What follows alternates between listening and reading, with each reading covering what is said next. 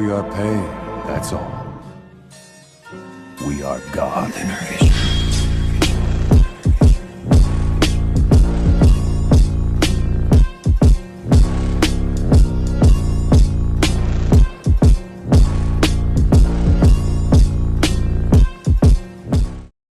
Hey guys!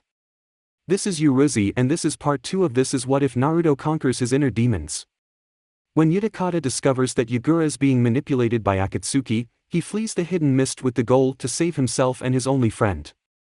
His solution? Find the other Jinchūriki and convince them to join his fight. But the Jinchūriki have more baggage than just the Bijū they contain, and if they can't create a cohesive unit from broken recluses, they may all be dead. Don't forget to hit like and subscribe and check the author in the description. Let's start. Chapter 4, The Monkey's Tutelage. Come on Aji-san, teach me. Please. Rashi glanced down at the 6-year-old, a rare smile stretching his lips at the determination in her pupilless pink eyes. It had been a long time since someone had asked for his assistance, and it had certainly never been done so politely or adorably. Fine, I'll get ya started. It wasn't like her father could teach her, what with his lack of a dual earth/fire affinity, and her grandfather was likely too busy, or some other such bullshit, to invest the effort in her training. Besides, after over 30 years of near-permanent isolation, it felt nice to be needed by someone. Here's how ya do it. Doton chakra in one hand, he demonstrated, bringing up said appendage in a half-seal, katan in th other. His other hand came up to complete the seal, bringing his fingers together in a roughly triangular shape, hands held in the sign of the bird, and then ya got to mix em together. His cheeks bulged out briefly before a blazing stream of lava escaped his lips to splatter across the barren soil. Just like that, his young protege tried to copy his directions, but only succeeded in expelling a small flame instead. She frowned at her teacher's amused laugh, features scrunched together in childish petulance. Aji-san. She whined, stomping one foot against the ground. It didn't work. Rashi patted her head. He couldn't remember the last time he'd found something to laugh at, but he was overstaying his welcome, and there wasn't too much more he could do for her until her chakra control was better developed. Keep trying, he advised. It'll come to ya. Your plan won't work. Utakata looked up from where he was poking the fire with a stick, pulled from his thoughts. Brat, Rashi continued, knowing the blue-clad boy had heard him. He's stupid. Namikaze was a genius, and a terror in battle. He would and never stoop to using some stupid jutsu that turns ya into a naked woman in a fight. Even if they're related, brat. Naruto didn't get his smarts. Hell, he didn't even know who Namikaze was. Ya can't tell me that Konoha Dawn teach its students history, which means brat. Naruto. Dawn, pay stop correctin' me. Rashi snapped. Utakata laced his fingers together and rested his chin on his hands, leveling an even stare at his companion. He has a name. Use it. Why? He ain't here. It's the principle of the thing, Rashi, he explained patiently. We're trying to get him on our side, and insulting him isn't going to do that. Try to treat him like a human being. The Iwanin let out a cruel bark of laughter. Human being? No Jinchūriki gets treated like a human being. That's sacrifice. Utakata was quiet for a long moment before softly saying, Yagura and I are special, so Yevi said. Rashi interrupted snidely. But fair rest us, there ain't nothin' but war and hardship. We learned long ago that we ain't human. The fire lent a glint to the redhead's dark eyes, giving them the appearance of smooth, hard stone, like black obsidian. Utakata's one visible golden iris, keen and observant, was angled up, and Rashi realized that he'd worked himself into a literal towering rage, his 4 feet 10 inches figure hovering angrily over his companion.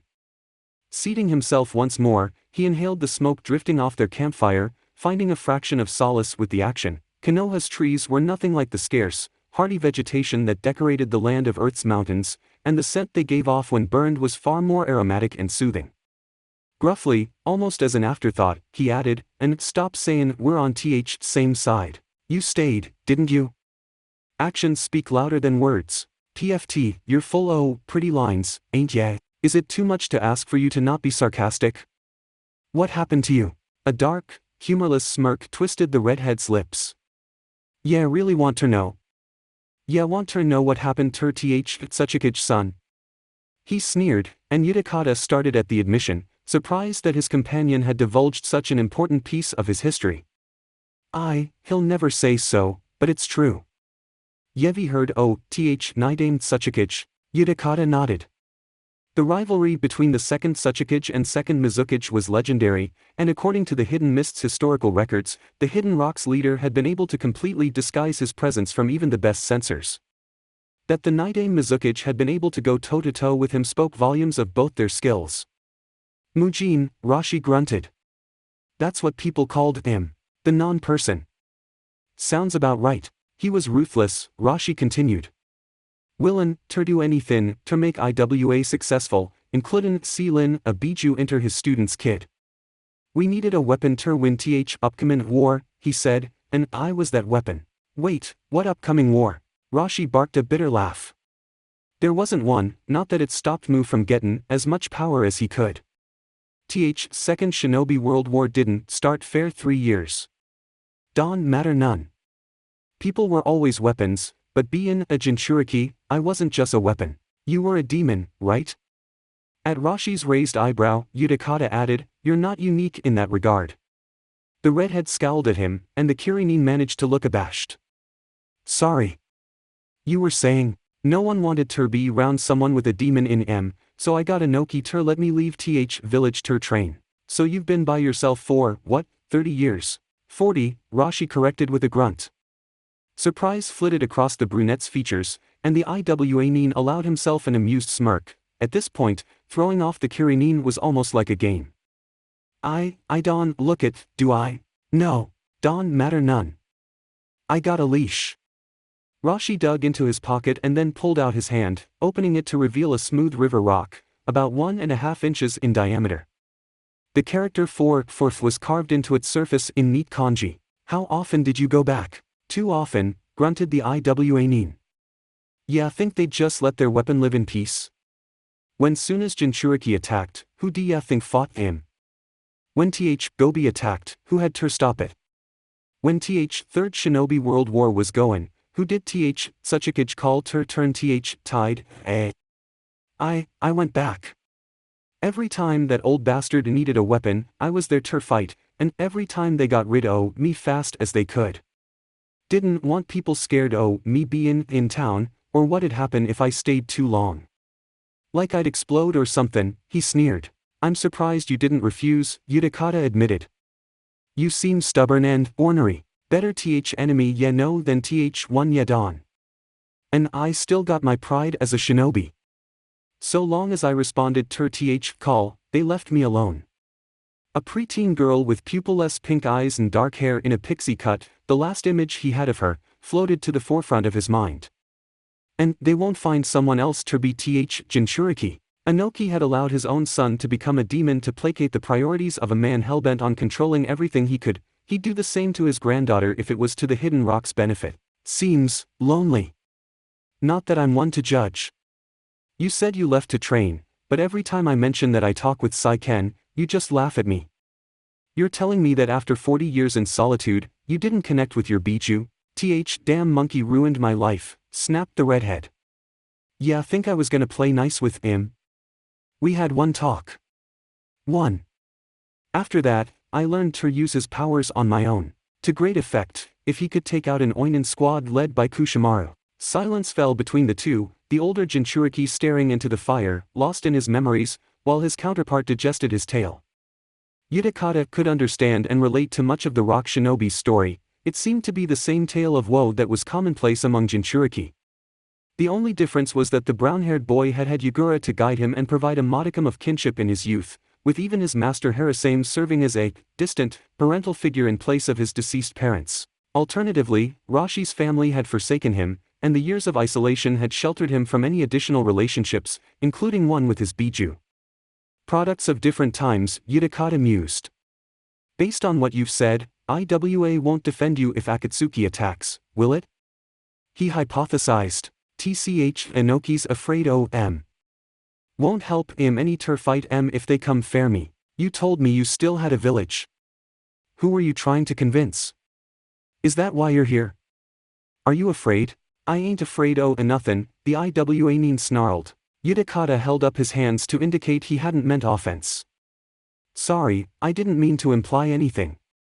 I just mean, maybe you realize that we're your best chance going forward. What do ya mean we?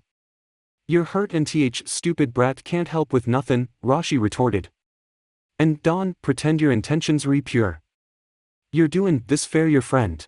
The renegade Kirinin frowned at his companion's sarcasm, but couldn't find the wherewithal to refute the claim. He's right. Stubborn, too. Sure of himself. And no wonder. He's lived my life 3 times over, and everything he's experienced has indicated he can't trust anyone. Is there a way to get through to him? You're right, Utakata admitted, and the older Jinchūriki's dark eyes narrowed slightly, one eyebrow arching in disbelief.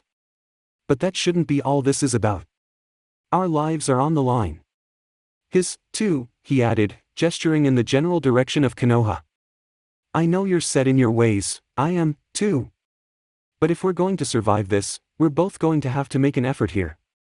A grunt was his only response, so he continued, this isn't Iwa or Kiri, and it looks like Naruto will need all the help he can get.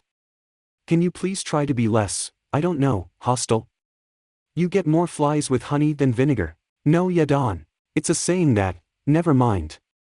The point is, it would be better for everyone if you could just, tone it down a little. If it helps, pretend Naruto's like the first person you trained. Whoever that is. Rashi remained silent, the firelight flickering within his dark eyes. Utakata heaved a sigh, wondering if the matter was a lost cause, when the Iwa finally grunted, I promise nothing. This time, the bubble user's sigh contained more relief than weariness. I guess that's as good as I'll get for now. Uzumaki Naruto woke up earlier than normal, his body thrumming with energy. Strangely, he'd slept sporadically through the night, the idea of receiving personalized ninja training, and his meeting with Utakata and Rashi, keeping him in a state of excitement as the hours passed, no matter that one of his tutors was a cranky old man. At least Utakata's nice, he thought, stripping out of his pajamas and throwing on his usual orange pants and jacket. Not like Rashi'll treat me any worse than the villagers do for being Jinchūriki. That's what Utakata had called him. Called all 3 of them. A power of human sacrifice. Is that what I am? A sacrifice? He wasn't sure what that meant, but it did seem to make sense that the one thing that made him different from others would also make other people treat him differently. That still didn't explain what about his situation, why being a Jinchūriki, made people hate him so much, but at least the cause was now apparent. Somehow, that knowledge gave him the power to ignore the harsh glares the villagers bestowed upon him as he left his apartment and wandered through the village.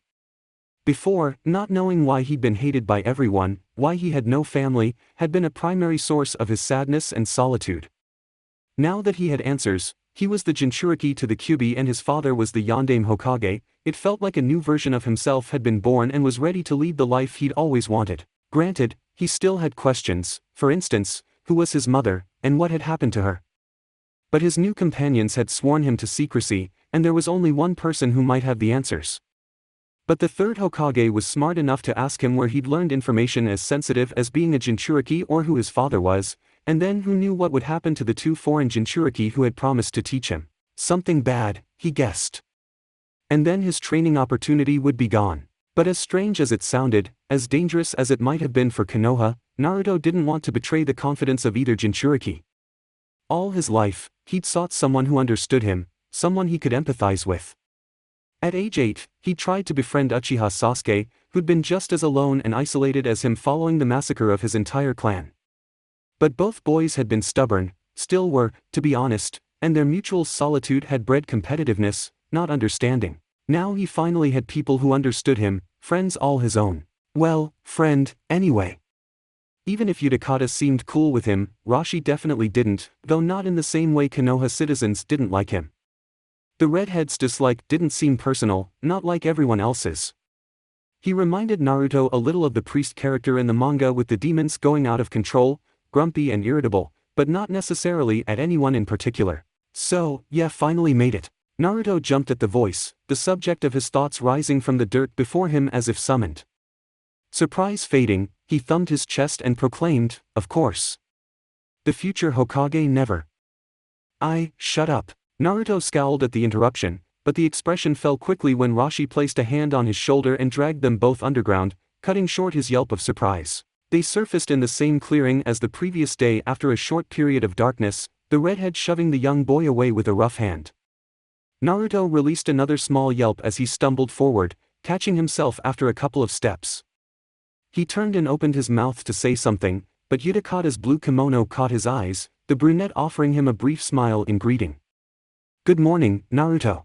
The teenager's kindness was infectious, and Naruto found himself returning the gesture with a wider grin. "Hey Utakata. So what are you gonna teach me how to fight?" Roshi grunted from behind him. Naruto couldn't repress the shiver that ran down his spine at the older man's answer. One hand gravitated towards his stomach, where the other Jinchūriki had delivered a brutal beating just yesterday. The Iwanin's hand fell upon his shoulder again, its weight an imposing presence. Naruto felt his whole body tremble. "Don't worry," Roshi said in a voice that wasn't remotely reassuring, "Ya won't fight me." "You'll fight him," he finished, jerking his thumb at Utakata.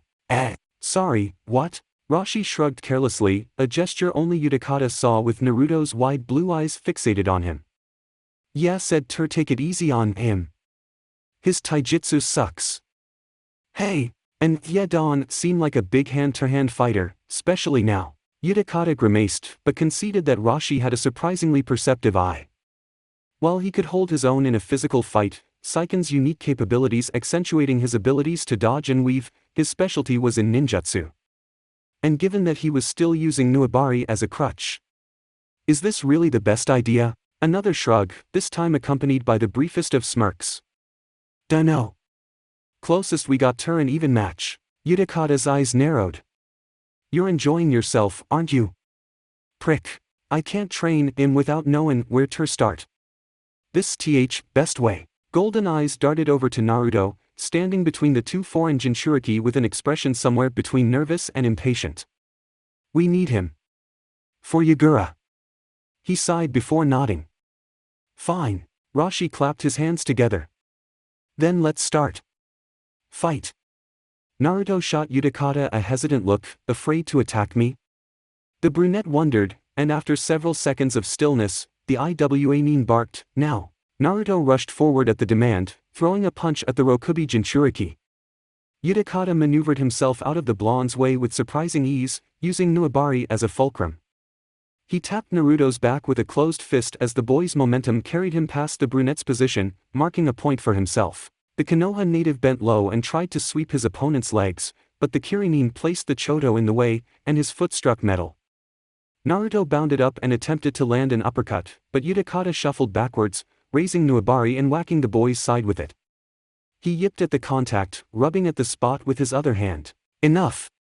Both boys stopped and looked over to Roshi, head buried in his hand to conceal what Utakata hoped was embarrassment, on the blonde's behalf, and not irritation. "Your form's awful," he barked. "Who taught ya taijutsu?" "No, don't care," he continued when Naruto opened his mouth to respond. "First lesson, take advantage o' weaknesses." He blazed towards Utakata as the last word fell from his lips, one heavy fist slamming into the brunette's side. The missed Jinchūriki hollered in pain, doubling over as the injury from Kushimaru flared from the blow. Roshi brought his fists together and brought them down in a hammer blow that left the teenager splayed flat on the ground, gasping into the dirt. "Ass hole," he wheezed, turning his face to the side to glare at the Iwanin. "Did you really?" Roshi grinned, that same smug, self-satisfied smirk Utakata was getting used to seeing when the redhead was enjoying himself because he knew he'd gotten the best of someone. He turned his back on the floored teenager and told Naruto, "See? That's how ya fight." Blue eyes flickered between the redhead and Utakata's prone body. Is that really?" Roshi stressed, a tinge of annoyance coloring his tone. "Yeah, do what ya got to do to win. But you're beating up someone who's hurt. Just 'cause he's hurt don't mean he ain't dangerous. Especially 'cause he's a Jinchūriki. Don't drop your guard around a Jinchūriki." Each word was enunciated with care, a hint of warning in every syllable. "He's not wrong," managed Utakata. He'd clambered to his feet during the pair's exchange, though he still appeared unsteady, hunched over with both hands clasped around Nuabari. You have to treat every battle like it's life or death. That's what it means to be a shinobi. It was one of the lessons the Hidden Mists Academy taught, a lesson that had been taken too far in some cases. That Utakata had never been all that adept at following through it was a story all its own, but Rashi, who had lived through several wars, being a firm believer in that lesson wasn't all that surprising. If I had done better, I wouldn't be in this position, he admitted. Maybe it's time to change that. He nodded imperceptibly to the Iwa Nin, a minor acknowledgement of the older man's tutelage. While his tactics were crude and painful, they were effective. If Rashi noticed his companion's gratitude, he didn't mention it. Instead, he told Naruto, "You need to work on your fightin' style." The blonde made a face, crossing his arms over his chest. "Taijutsu's boring." "Quieter," he grumbled, "and no one wants to practice with me." Rashi bristled. "Borin'? Taijutsu's bread and butter fightin'. Ya won't get anywhere with Yoton less ya know taijutsu." His chakra flared with his temper, body becoming embroiled in a second skin of hot red and yellow. Both boys took an involuntary step backwards at the heat exuding off the older Jinchūriki. "Try and attack." Naruto visibly hesitated before shaking his head. Utakata felt an iota of respect for the blonde's increased situational awareness. "I think he gets the point." The Iwa Nin released his jutsu. "Ya can't hit what ya can't touch." Naruto appeared to be almost vibrating in place, hesitation forgotten, excitement exuding off his form. "So when can I learn that?" "Taijutsu first," Rashi grunted. "Ah. Lame. Ninjutsu's harder to learn than taijutsu," Utakata placated. At the blonde's dispirited expression, he offered the boy a small smile and added, "Don't worry, we're here to practice taijutsu with you." Naruto returned the gesture, a grateful orphan finding a helping hand in the dark. For a moment, Utakata saw himself in the blonde, the lonely Jinchūriki shunned by the village he served. He wondered if Rashi understood what that was like. Decades of isolation had likely dulled the redhead's tether to humanity enough that Naruto's quest for companionship didn't make sense to him. But Utakata was still young, still afflicted by a village who had looked at him every day and seen a monster, a nightmare from the past, and the blonde scenario was just a slightly distorted reflection of that. Rashi's bark of "stand straight" tore the brunette from his reverie. Naruto's form stiffened automatically, arms clapped against his sides. Utakata coughed to hide his amusement at the boy's reaction, watching as the redhead approached from behind and placed his hands on the blonde's arms, maneuvering his limbs to different positions. "Put your arms like this. Legs apart." Naruto's brows furrowed in concentration as the lava user barked commands at him, correcting the way he held himself. The personal attention was beyond strange, it was unfamiliar. New. There wasn't any sort of affection behind it, but he wasn't super surprised given Rashi's gruff persona. Utakata was genial enough to make up for it, even if he was currently taking a more hands-off approach. "It's only the first day. Pay attention." "Ow!" He rubbed the back of his head, massaging the spot Rashi had clocked. "Get over it," the Iwa Nin grunted. A mound of earth rose from the ground in front of them and shaped itself into his likeness. "Set up like I told ya. Now, follow my lead." He stepped forward with his left foot, driving his right fist into his clone's chest. Hunching slightly, he brought his other foot forward in a giant step, lowering his shoulder and extending his left arm. A backward spin completed the motion, left fist coming around in a powerful hammer blow to his doppelganger's neck. The earth clone flew to the side, smashing against a tree and breaking into clods of dirt. The entire kata took less than 2 seconds. Rashi turned around, gracing Naruto with an annoyed look. "Yeah, didn't move. That was awesome. Simple's what it was." A second earth clone rose from the ground before the blonde.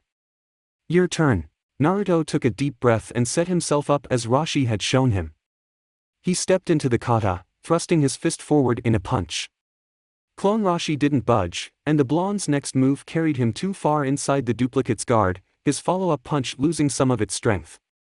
Grappling for victory, his spin kick ended with one knee caught between the redhead's bicep and side, and he tugged fruitlessly to try to free himself. Clone Rashi yanked on his leg to draw him closer, grabbed him around the torso, bent over backwards, and slammed him into the ground behind him. Amid his coughing and groaning, Naruto could still hear Rashi snort. "Tch, pathetic. You're too weak." Anger coursed through the blonde's veins, spurring him back to his feet. "I am not." As if to prove his point, he charged the real redhead, sliding through the same motions he'd been taught. Rashi sidestepped the first punch, catching the boy's left wrist and wrenching it behind his back in one smooth move. Naruto released a yell of pain that was aborted as the Iwa Nin leaned his weight into the hold, pushing him to the earth. "Yeah, ain't provin' me wrong 'bout your smarts." Naruto's nostrils flared, angry exhales causing puffs of dust to float into the air. His mouth stayed closed, taking care not to ingest any dirt. "Arr, stupid old man." The older Jinchūriki's weight disappeared, and Naruto raised himself to his feet, wary of another attack. Rashi did nothing but stand back and watch, arms crossed over his chest, dark eyes hard and unreadable. Naruto growled in his direction. "I'm not stupid. I'm gonna be the Hokage someday. I'm a daimyo." He growled again, fists clenched at his sides. The redhead's constant mocking, impersonal as it seemed, was getting tiresome. One foot was already posed to move in his direction and show him what for when Utakata's voice stopped him. "Naruto, we're not doubting you." Rashi snorted. "Or rather your commitment to becoming Hokage," the brunette corrected, "but you understand that it's a long, hard journey, don't you? Just saying that you'll become the Hokage doesn't make it true, and your current abilities leave a lot to be desired. But, he continued over the blonde's protest, "it's not impossible." Utakata saw Rashi roll his eyes, though Naruto, attention on the Kirinin, missed the gesture. "I have a friend, Yagura. He's a Jinchūriki, too, and he's the Mizukage." The brunette allowed himself a smile at the younger boy's wide blue eyes, admiration glistening nakedly in them. Yagura practiced hard and did everything he could to make himself worthy of being Mizukage. "If you do the same, maybe you really will become the Hokage." A determined look overtook the boy's features. "Yeah, okay. So, you're ready to go again, eh?" Naruto turned to face the redhead, or his stone-faced doppelganger, and took several seconds of care to adjust the way he held his limbs in the ready position before charging. Like before, the attack didn't appear to affect the Earth clone, and the blonde found himself the victim of a counterattack that left him eating dirt once more. "Again!" Rashi barked, and the youngest Jinchūriki rose to his feet, squared himself, and attacked. After the third time Naruto met the ground, Rashi no longer had to issue commands to get up and try again. Beaten repetitively, the blonde was bouncing back quicker with each successive fall, jaw set and hands clenched into fists. Rashi moved to stand beside Utakata, occasionally ordering slight adjustments to the boy's positioning. There was silence between the older pair for a long time, both watching the youngest Jinchūriki, until Utakata finally asked, "Do you really need to beat him up like this? We're trying to endear him to us. You're one tryin' to make him like yeah. That's whole point. Oh, your story, right? Tell him a Jinchūriki can be a Kage. I'm tryin' to see if he's worth it." Utakata cast him a curious side eye. And Rashi didn't respond, and the brunette resisted the urge to grin. That the taciturn redhead was unwilling to voice, or even gesture, a reply was telling. Utakata sat on the ground and quietly watched as the hours passed. Naruto collected dirt and scrapes like they were worth their weight in gold, but even as Rashi and his duplicate worked the boy ragged, tutoring him in different combinations, he bounced back with just as much vigor as before. He never managed to destroy the Earth clone, but he also no longer seemed deterred or angry by his lack of progress. It's kind of admirable. Somehow, by using the promise of the Hokage title, he'd given Naruto a reason to bear Rashi's rough tutelage and improve himself. Where he'd previously shown himself to be untrained and blusterous, the brunette supposed, he now appeared to be taking the lessons the two Jinchūriki were offering to heart. It would take time to actually grow into the skills they were teaching, but having the seeds take root was a good step forward. And now, as the day dragged on, Rashi seemed just a tad less surly, as if the sharp edges to his personality were eroding away. Utakata didn't know what had triggered the change, perhaps finding someone just as stubborn as him had worn him down, but he was reluctant to look a gift horse in the mouth, especially with how often he'd been bit thus far. Maybe I should take advantage of this, he mused. Taijutsu had never been a particularly strong skill of his, a fact that would be known by the mist shinobi who were chasing him. Surprising them, and/or Akatsuki, with something different might be able to shift the tide of battle. Besides, Rashi's lava armor didn't seem all that different from Saiken's gift. He'd used the acidic properties of the slug's chakra to dissolve plenty of things in the past, why not utilize it to augment his offense? He'd just have to practice hand-to-hand without his own secondary chakra layer active, maybe even strengthen the Rokubi's gift by lowering the pH even further. Utakata shivered at the idea, the prospect both frightening and exhilarating. Alright, Rashi drawled, let's see what Yevi learned. The brunette started as he realized his companion had approached Naruto, taking the place of the crumbling earth clone. Rashi took a defensive stance before the beaten blonde. Well? He grunted. Come on. Whatever momentary hesitancy had gripped Naruto fell away at the invitation, the boy sliding through the different katas he'd been shown. Rashi dodged or blocked each strike, but never retaliated, instead moving with each of Naruto's motions and allowing the blonde to transition between combinations. His movements are better, Utakata observed. He's exhausted, but even still, it's better than whatever form he was trying initially. Rashi kneeled and caught the kick aimed at his knee with both hands, holding Naruto's foot long enough that the blonde's face twisted with the trepidation of meeting Earth once more. After several long seconds, he simply let go, and Naruto stumbled backwards a pace, surprised to still be standing. "Ya can rest," Rashi grunted. "I ain't gonna attack." Naruto let out a long breath and collapsed to the ground, limbs splayed outward. Phew. Utakata's eyes followed Rashi as he stalked over. When he was within earshot, the Kirinin whispered, "You went easy on him that time." "He worked hard," Rashi offered gruffly. To the brunette, it sounded like an excuse to justify his magnanimity. "Thanks, Ichin." Utakata stuck Nuabari in the ground and used it to leverage himself up, rising with a groan. He walked over to Naruto's prone form and leaned over it. Tired? Blue eyes opened wide, and the blonde curled himself into a sitting position. "No way. I'm ready for more." Utakata's lips quirked into a small smile. The Kyubi Jinchūriki reminded him a little of when he'd been young, full of pep and vigor, before the gloom of Kiri had taken root. His stamina's impressive, too. How about something a little less strenuous? Like what? Maybe you'd like to learn ninjutsu. Naruto immediately leaped to his feet, excitement gleaming in his eyes. Really? He pumped one arm in the air. Yes. Utakata chuckled at the boy's enthusiasm before growing thoughtful. I suppose the best place to start would be with the element you're most attuned to. Do you know what that is? What are you talking about? Yevi got turby kiddin'. Utakata turned his head to shoot Rashi a withering look, and the redhead's outrage, thankfully, faded into grumbling.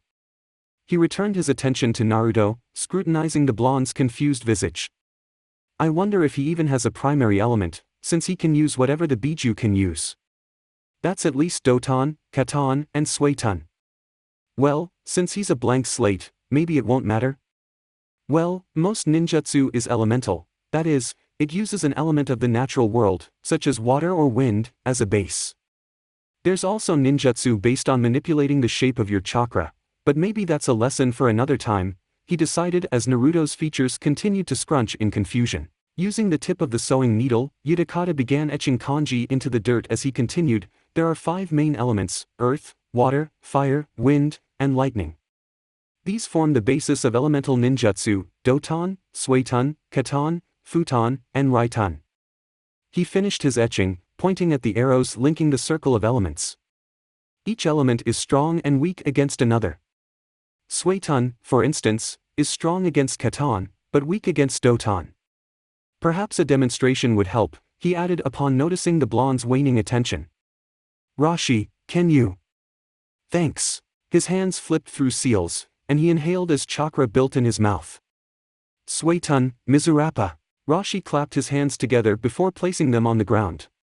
Doton, Doriahiki. The earth-style wall that rose from the dirt soaked up Utakata's attack. The brunette turned to address a visibly more attentive blonde. See? So Rashi used Doton to beat my Suiton. Katon, Gokakyu no Jutsu. And, Suiton, Mizurappa. The wild water wave that Utakata spat out overwhelmed the incoming great fireball, a cloud of steam permeating the area. When it cleared, the Kirinin shot the older shinobi an annoyed glare. Really? Was that necessary? Rashi shrugged. Didn't ya want to show mth other side? Yes, but when I was ready, not as an ambush. A shinobi should be ready fair anything. There was that smug half-smirk again. Prick. Awesome. So when can I do that? Utakata fidgeted. There's no way of knowing, he said, voice gentle. Training one elemental affinity could take months, maybe even years. To learn more than one, or even a dual element like Yotan? I'm not sure. As he spoke, some of the previous dread he recognized from the effort of his undertaking started to creep back. The idea of training Naruto from scratch had seemed reasonable in theory, but vocalizing the effort, even with him being a Jinchūriki, made it seem impossible. He chewed on his lower lip, suddenly questioning whether this idea was as feasible as he'd originally thought. What's a dual element combo? Rashi grunted. He held out his hands, palms up, a kernel of fire forming in one hand, a ball of mud in the other. Then he clapped them together and pulled them apart, revealing a sphere of molten red-yellow lava. For a moment, Utakata thought he was going to pitch the orb into the empty forest, but then the redhead seemed to reconsider, allowing the chakra in his palm to dissipate. Blue eyes shifted expectantly between the Yonbi and Rokubi Jinchūriki. When neither made any move to continue their training, Naruto asked, "So when do we start?" Utakata turned his attention to the blonde, conveniently avoiding Rashi's pointed look. "I thought I could teach you Suiton, but it's easier to learn with a natural source." "Easy?" Rashi interjected. "TCH, life ain't easy. Either ya can do it with no source, or ya can't do it at all." Rashi. "Watch." The redhead formed hand seals, slowly, patronizingly, Utakata thought, so Naruto could see each one, and then exhaled a third great fireball. "Your turn." Naruto's fingers twisted through the appropriate seals before he exhaled nothing but air. Rashi let out a loud ha. And the blonde scowled in displeasure. "Try building your chakra in your stomach," Utakata suggested. "That's how Suiton works, anyway." The blonde made another attempt, to similar effect. Utakata couldn't tell if he'd actually taken his suggestion to heart, let alone understood it. "Ya can always say th name. Helps beginners." Naruto grit his teeth, flipped through the seals again, and shouted, "Katan, Gokakyu no Jutsu." Rashi's snicker was masked by a cough when Utakata shot him a warning glare. "You shouldn't expect immediate results," he placated. "TCH, even a kid can cough smoke." "Rashi!" Utakata hissed. "Codlin don't work," muttered the redhead as Naruto continued to flip through seals and try to exhale a great fireball. "Yeah, got ter push him. Katan, Gokakyu no Jutsu. This isn't taijutsu," Utakata argued. "You can't just expect him to pick up ninjutsu like it's the same thing. We're not trying to break him. Katan, Gokakyu no Jutsu. Speak fair yourself. Konoha's training's made, I'm stupid. He'll bend or break." Again. Rashi barked. "Did you learn elemental ninjutsu in a day?" "It takes time, Rashi. Katan, Gokakyu no Jutsu. I learned to fight in war." "Yeah, learn fast or yeah die. We're not in a war." "We're always at war," Rashi asserted with obstinate authority. He shot the brunette a narrow-eyed side glance. "What do ya call your fight with Akatsuki, eh?" The Kirinin stood, thunderstruck, as the older Jinchūriki's words settled over him. Given his asocial tendencies, he hadn't considered the lack of external conflicts indicative of any overarching world issues, especially since the Hidden Mist's problems were more internal. That Rashi, a hermit far removed from society's normal drudgery, had an opposing perspective, a world in continuous conflict, was contrarily expected and unexpected. I guess it makes sense, he realized. After all, the hidden villages were in constant conflict just by taking missions that resulted in small skirmishes between opposing sides. Whatever peace existed among the villages was farcical, tentative at best. Rashi would certainly have more experience with the triggers and fallouts of war than he did. "You're not focusing. Mold your chakra in your stomach and then breathe out." "I'm trying. It's not working. Try harder." Katan, Gokakyu no Jutsu.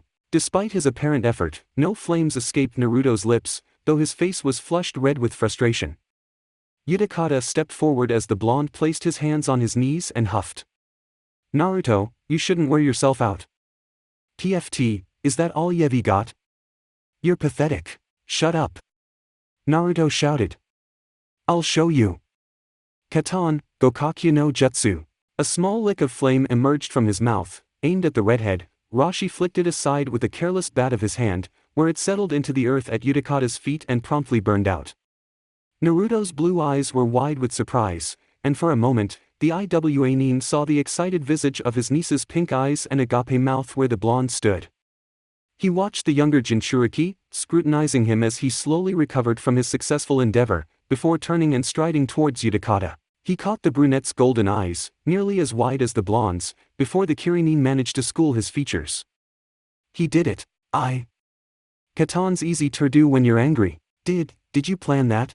Rashi smirked at his companion's disbelief. I told ye not ter coddle him. Sutton's too gentle, ye got ter start with what he knows. He's easy ter piss off and stubborn as a rock. Katan and Doton'll be easy. Unbelievable, Utakata muttered. To think you know what you're doing. You could have just told me. Yeah, should have been smart enough to know. Fair enough. Does this mean you're staying? Rashi paused mid-step, the brunette's golden eyes fixed on his back. I got nothing better to do. Naruto was happy as he walked back to his apartment that night. At least, the smile on his face and bounce in his step made it appear that way in the crystal ball displaying his image. Hokage-sama. Sarutobi Hiruzen, Sandaime Hokage of the Hidden Leaf, looked up. An ANBU operative wearing a porcelain mask with stylized markings designed to emulate a cat stood before him, hands clasped behind his back. May I see your bingo book? Here you go, Hokage-sama. The image in the crystal ball changed to show two figures, a redhead clad in loose purple and a brunette in a blue kimono, seated around a small fire. I know of Yotan no Rashi, said Hiruzen as he rifled through the book set on his desk. But this boy doesn't dress as if he's from Iwagakure. Here we go. Utakata from Kirigakure. A reward of 50,000 ryo for his live capture and return. That is quite the sizable bounty, Hokage-sama. He would likely not be easy to subdue. Yes, quite true, Nico. However, there is no need to worry at this time. Hokage-sama. It was to the man's credit that the incredulity in his tone was only perceptible due to years of experience. Tell me, Nico, can you imagine a scenario in which a Jinchūriki from IWA and a Jonin Nukenin from Kiri would work together? There was a long period of silence in which the ANBU operative considered the query. If the Kiri Jonin's Nukenin status is a ruse, it could be a smokescreen to hide an alliance between Kiri and IWA. Neither are Konoha's ally, it could be a preemptive move to take out the Jinchūriki and leave Konoha open to assault. I have known Inoki for a very long time, and he is not that subtle. I don't know much about the Mizukage, but Kirigakure's leadership has been focused more on internal conflict than external. So while your hypothesis is possible, it does seem quite remote. The ANBU shook his head. I defer to your judgment, Hokage-sama. If you say that scenario is unlikely, no other situation comes to mind that would explain their companionship. No, me neither, especially if you consider the HM delegates, let's say, that would theoretically be forging said alliance. By all appearances, this coalition is a thing of circumstance, even considering their target. Nico posed. Surely it can't be coincidence that one Jinchūriki is targeting another. Hiruzen stroked his gray goatee. Very true. But perhaps where our system has failed young Naruto-kun, this personal tutelage may help him find his way. Hokage-sama, if I may speak freely. At the elderly man's nod, the ANBU continued, while it may be considered fortuitous that Naruto will be trained in a capacity that benefits Konoha, the company he is with is not ideal. While an alliance between IWA and Kiri may be unlikely, we have little guarantee that they will not influence Naruto in unforeseen ways. You underestimate young Naruto-kun's adherence to the will of fire. It's not an unreasonable theory, though. Hiruzen then smiled. That is why I am tasking you with providing oversight of this unusual union. If you determine that things are getting too precarious, you have full authority to interfere and restrain the foreign threats. As you wish, Hokage-sama. Are there any specific parameters I should use to determine when action is appropriate? I leave that to your discretion, Nico. Your judgment is sound. Understood. Then you are dismissed. Chapter 5, The Slug's Lessons. He inhaled deep through his nose, letting cool air fill his lungs. Then he blew out with a lengthy exhale, the beginnings of a bubble forming at the end of his bamboo blower. When it finally detached from the blower, a sea turtle appeared, flippers moving like the air was water. Oh, that's really good. Utakata glanced to the side, gracing Yagura with a small grin. Yeah. I've been practicing. I can tell. There was a gleam of excitement in the younger boy's normally dull eyes, a rare glimpse at the 8-year-old finally able to act his age. It reminded Utakata that, however bad he thought he had it at the bubble user compound, the gray-haired Jinchūriki had it worse, a childhood stolen from him by the Hidden Mist's meddling politicians. Yagura didn't deserve that.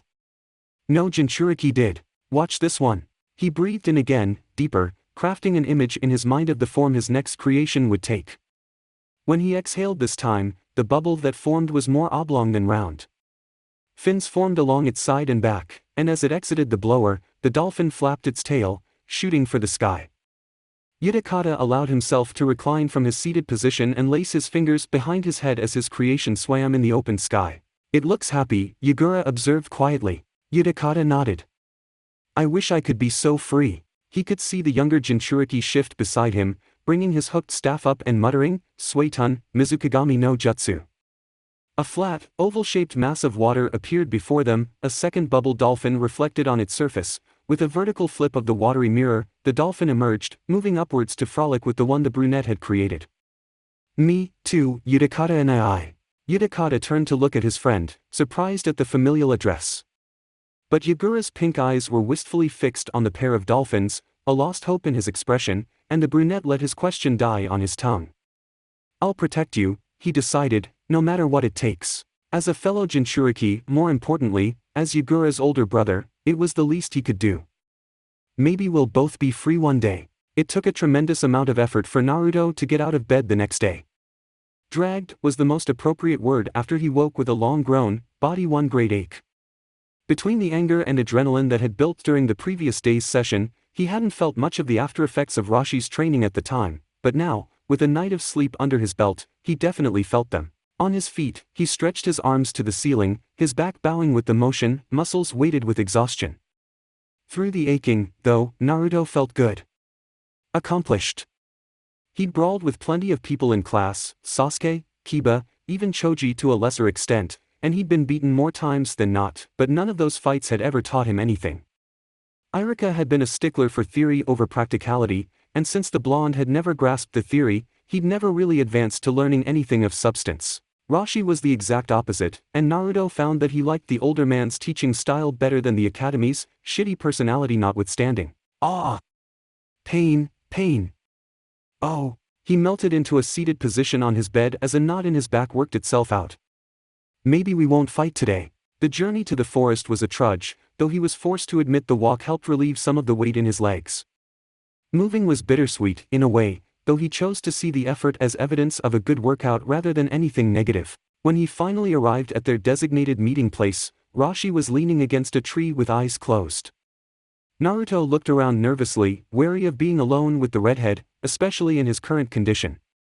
Follow me. The blonde obeyed, wandering after the Iwa through the trees.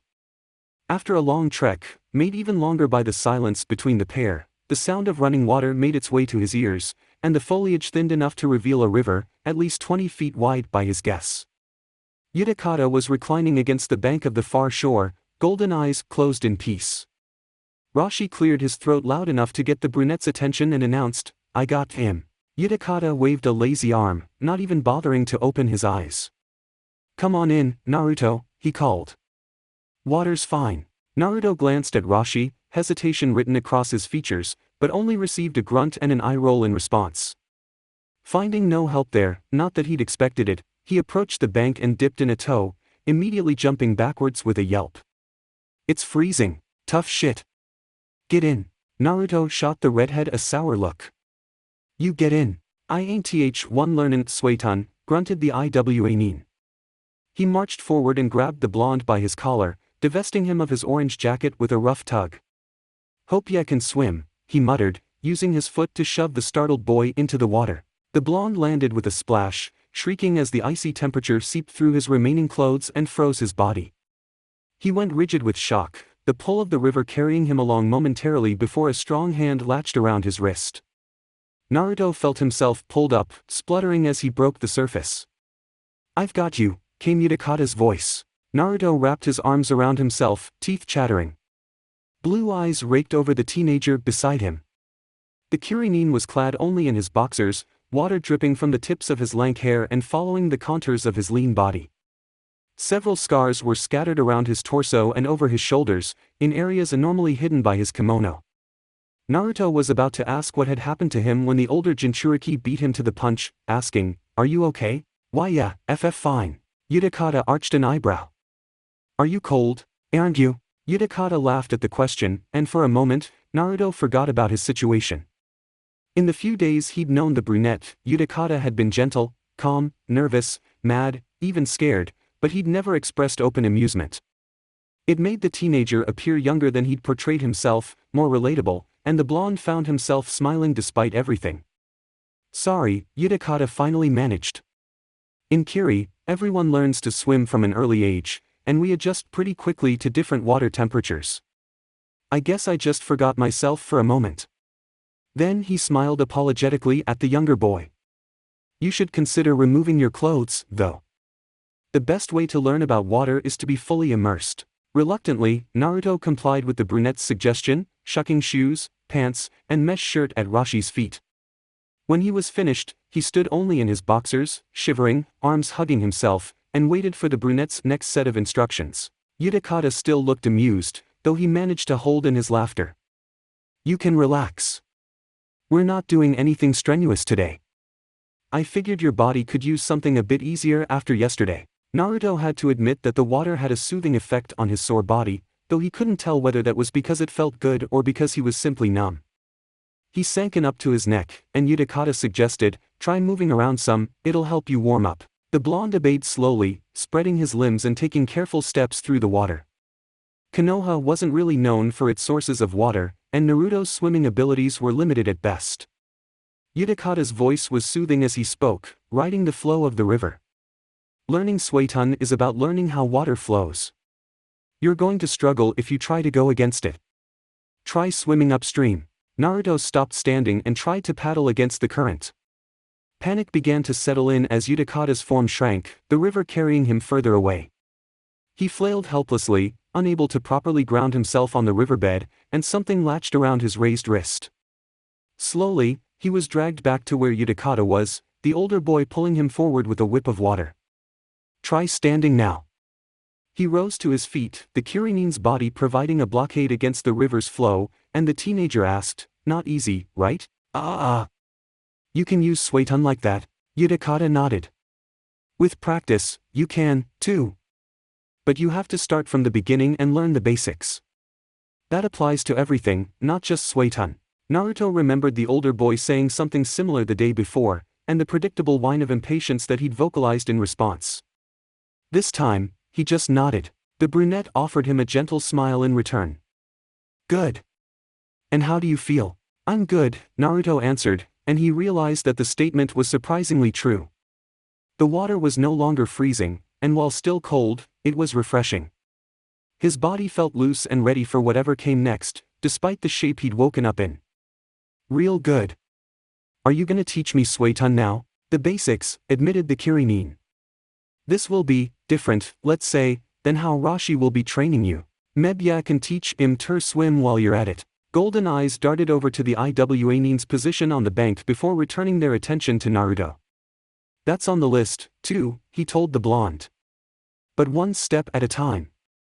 At their core, each type of elemental ninjutsu comes from the same basic principles, so anything I teach you should also transfer over to what Rashi teaches you about Yoton and its individual components. Naruto's brow was furrowed again.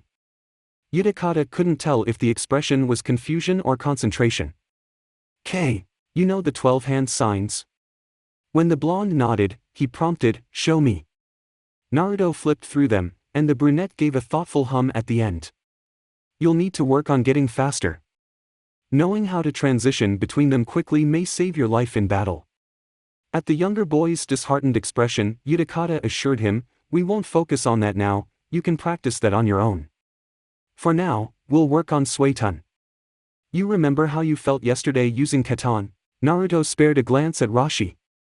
I was really mad. This time you need to stay calm. If anger helps you control fire, serenity will do the same for water. You may find yourself getting frustrated if nothing happens, but try not to think about it. Push it aside. Progress takes time, you'll learn eventually. Okay.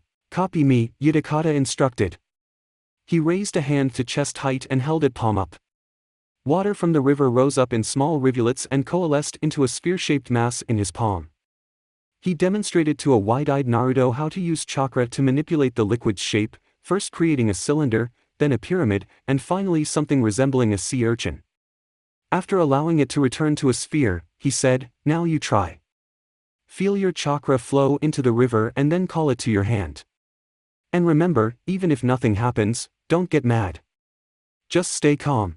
As Naruto set himself up to duplicate the brunette's efforts, Utakata continued lecturing, "Much of Suiton ninjutsu is about using your chakra to change the shape of existing water.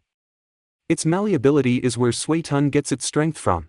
Naruto looked up from the task at hand, the concerted crease in his brow smoothing out with curiosity.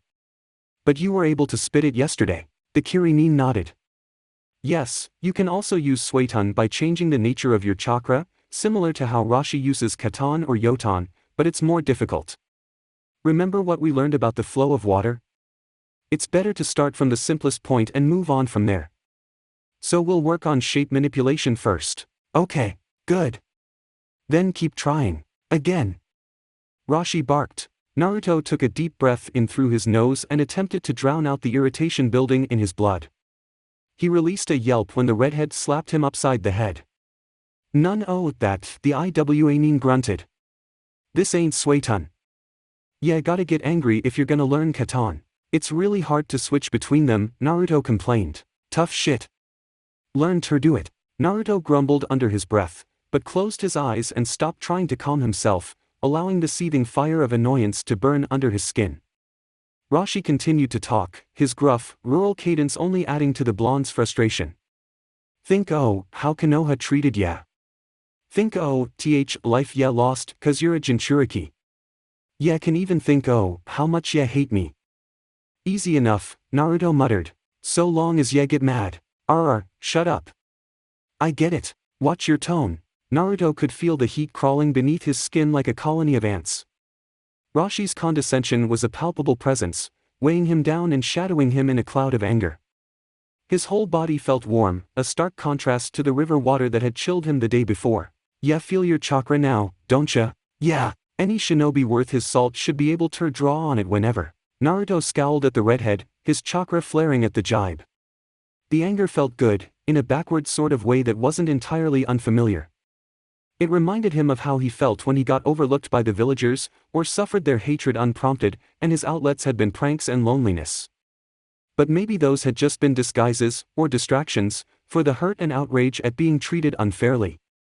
And now Rashi was giving him an outlet to use that anger in a positive way. "Breathe," Rashi said, and even through the cloud of anger, the Iwanin's voice didn't sound as gruff as it usually did.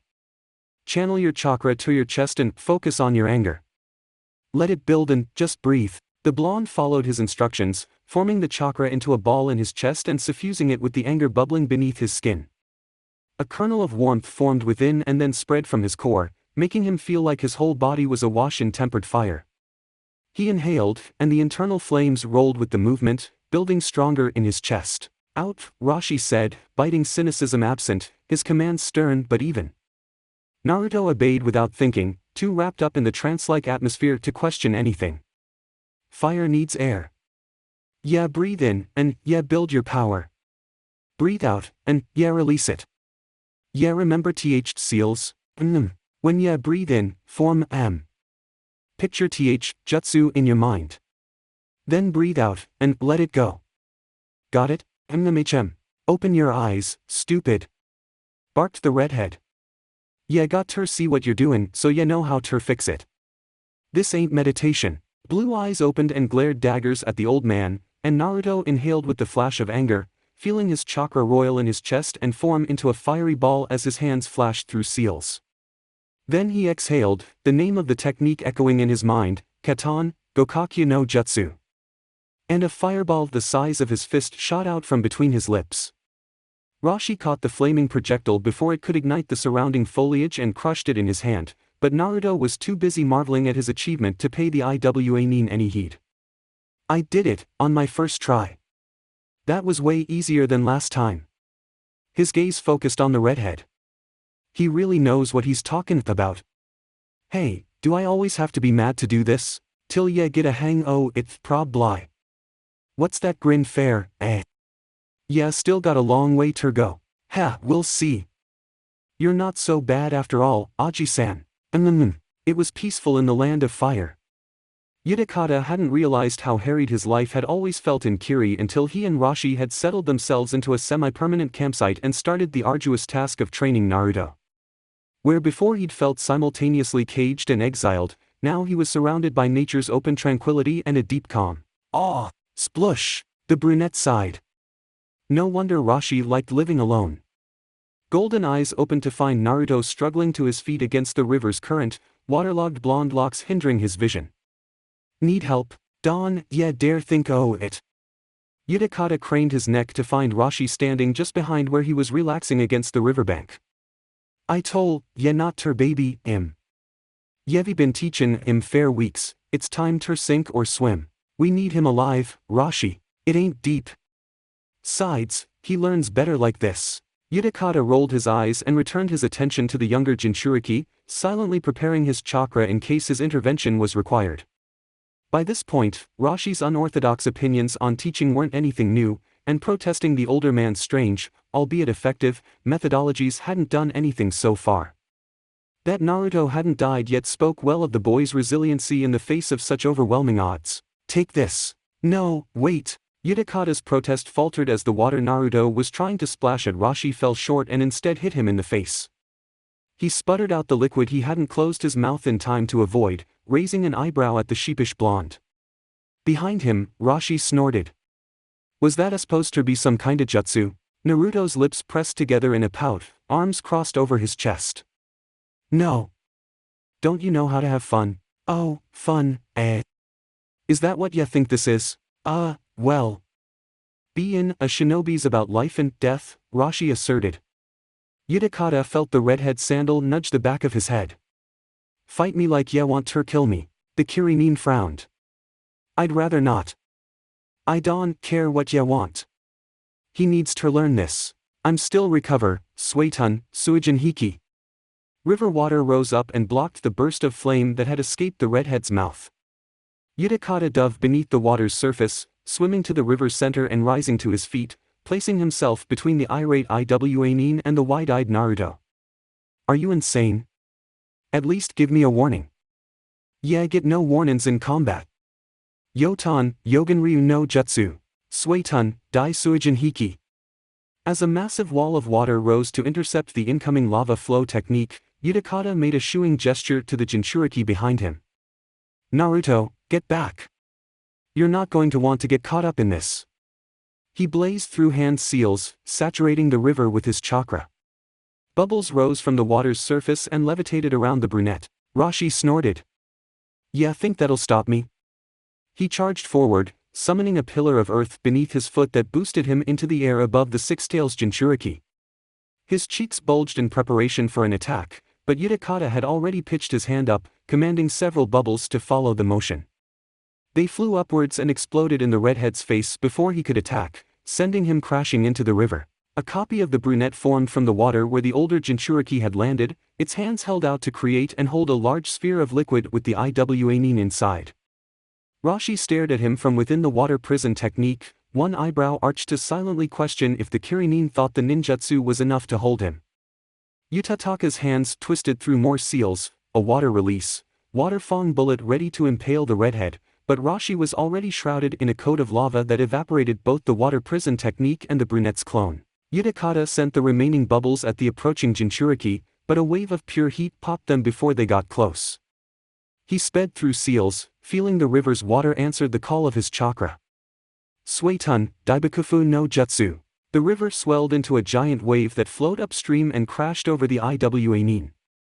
Steam erupted at the point of contact, and Rashi continued to walk through unhindered, an unstoppable force cloaked in red-orange.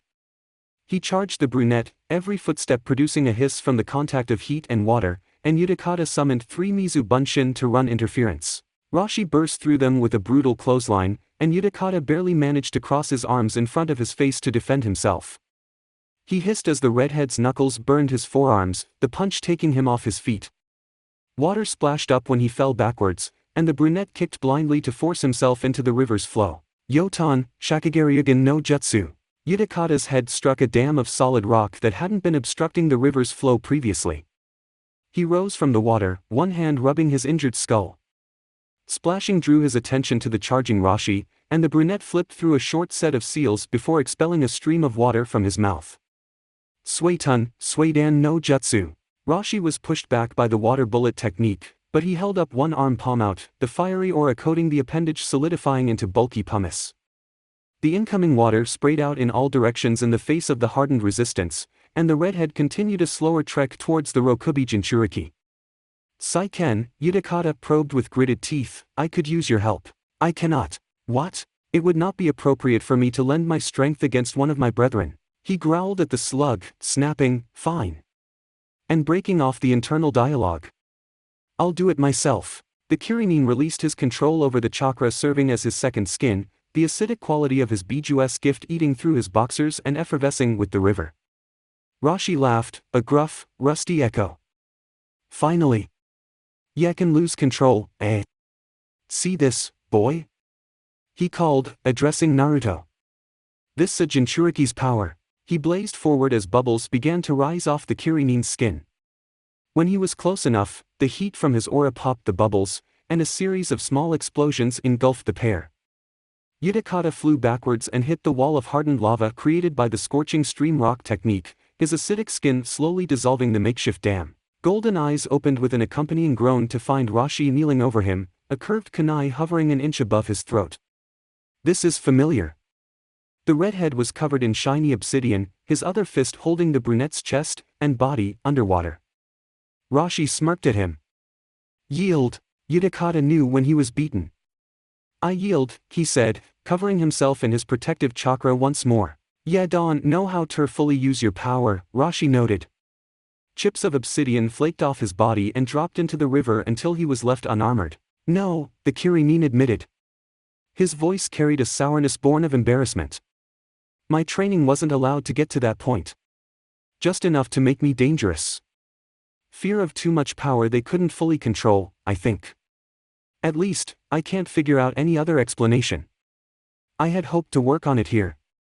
He shot Rashi a hopeful look. The redhead arched an eyebrow, arms crossed over his chest. Are ya expectin' me to teach ya your powers? We should all be learning to control our Jinchūriki powers, so yes, the thought had crossed my mind, Utakata said. At his companion's snort, he added suggestively, but I'd settle for learning how to control that chakra armor ninjutsu you use. Rashi stepped out of the river, his back to the brunette in a clear dismissal. Yeah, CTH point. He announced to the trees. Naruto appeared from behind a trunk, blue eyes wide. Every fight's dangrouse. No jutsu's perfect. Got it? The blonde nodded, his expression solemn. Got it. Utakata followed the Yonbi Jinchūriki out of the water and moved to grab his pants and kimono, clothing himself with a sigh. And today was going so well. A tug on his sleeve drew his attention. Naruto stood next to him, brow furrowed in concern. Are you okay? The Kirinine tried to smile at the boy, though the gesture appeared thin. I'll be fine. Rashi's just mean, Naruto supplied. And angry. Utakata laughed, and the action released the knot of tension coiled in his stomach. You're not wrong, he managed between chuckles. Naruto. When the blonde cocked his head to one side to indicate he was paying attention, the Kirinine continued, do me a favor.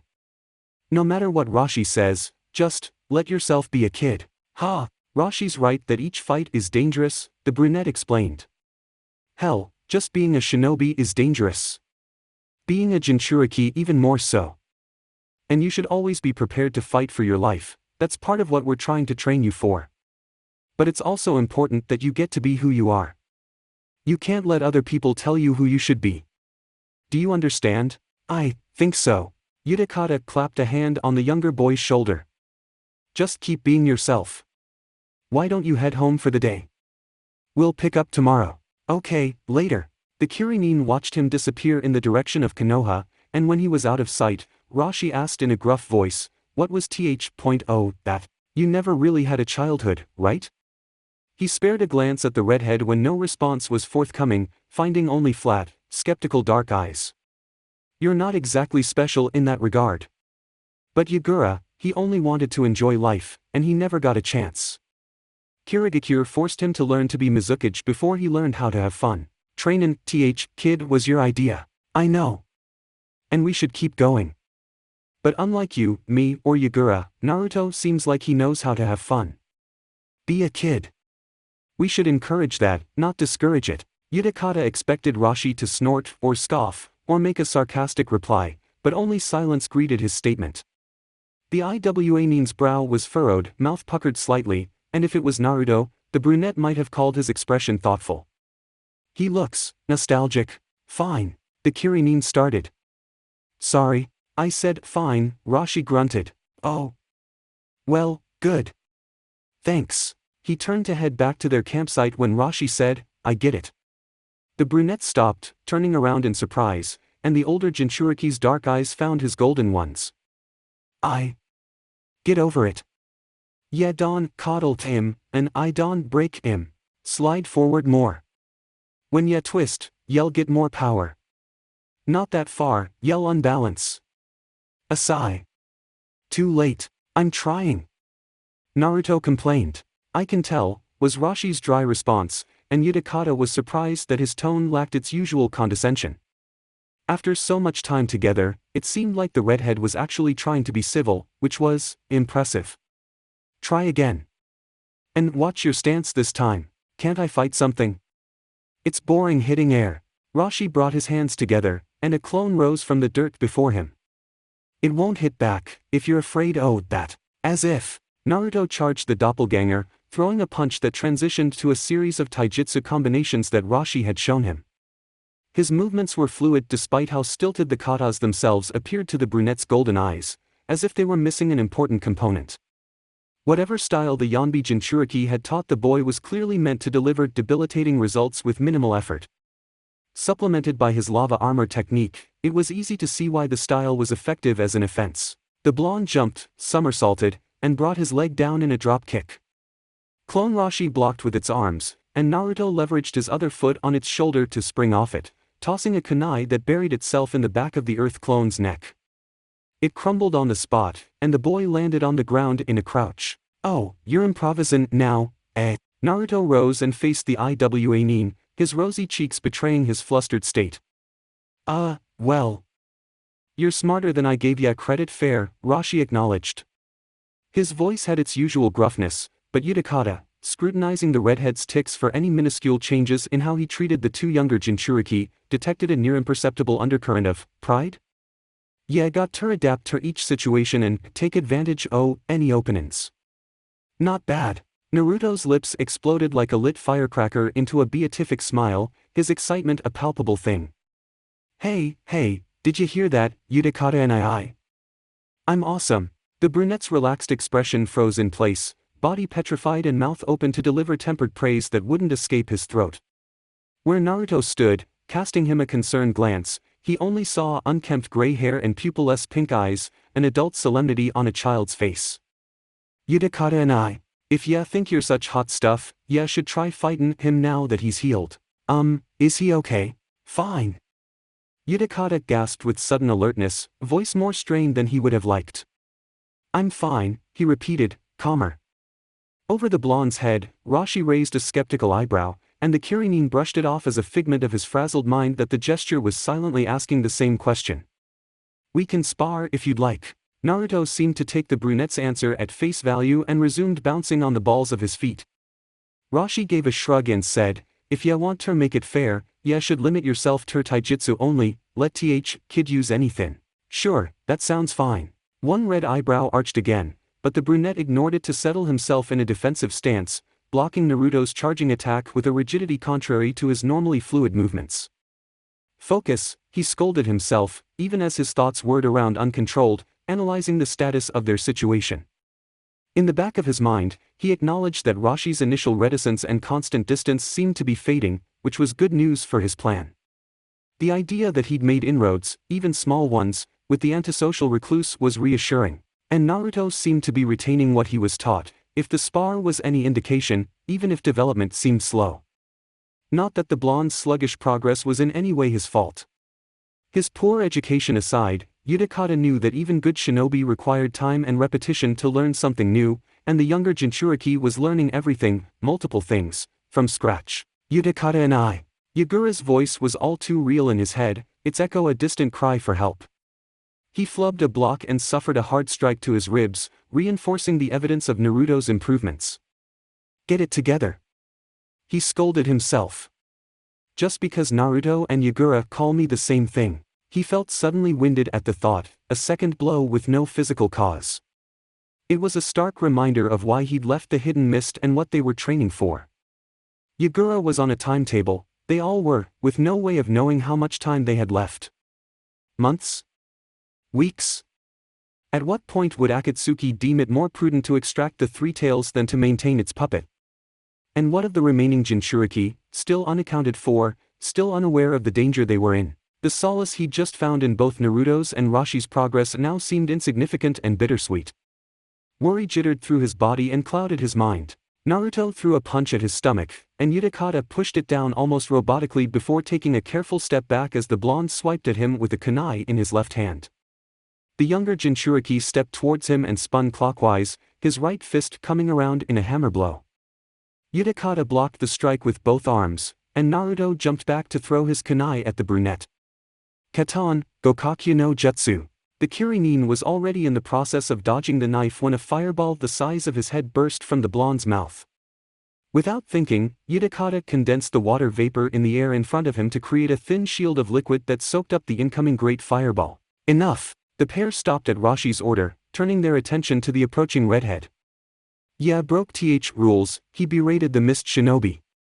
Nothing but taijutsu. Yeah, lose. He turned to the Kyubi Jinchūriki. Quick thinkin' with kunai and Gokakyu. Not bad, kid. Naruto grinned wide and rubbed the back of his head, flushing with a mixture of pride and embarrassment.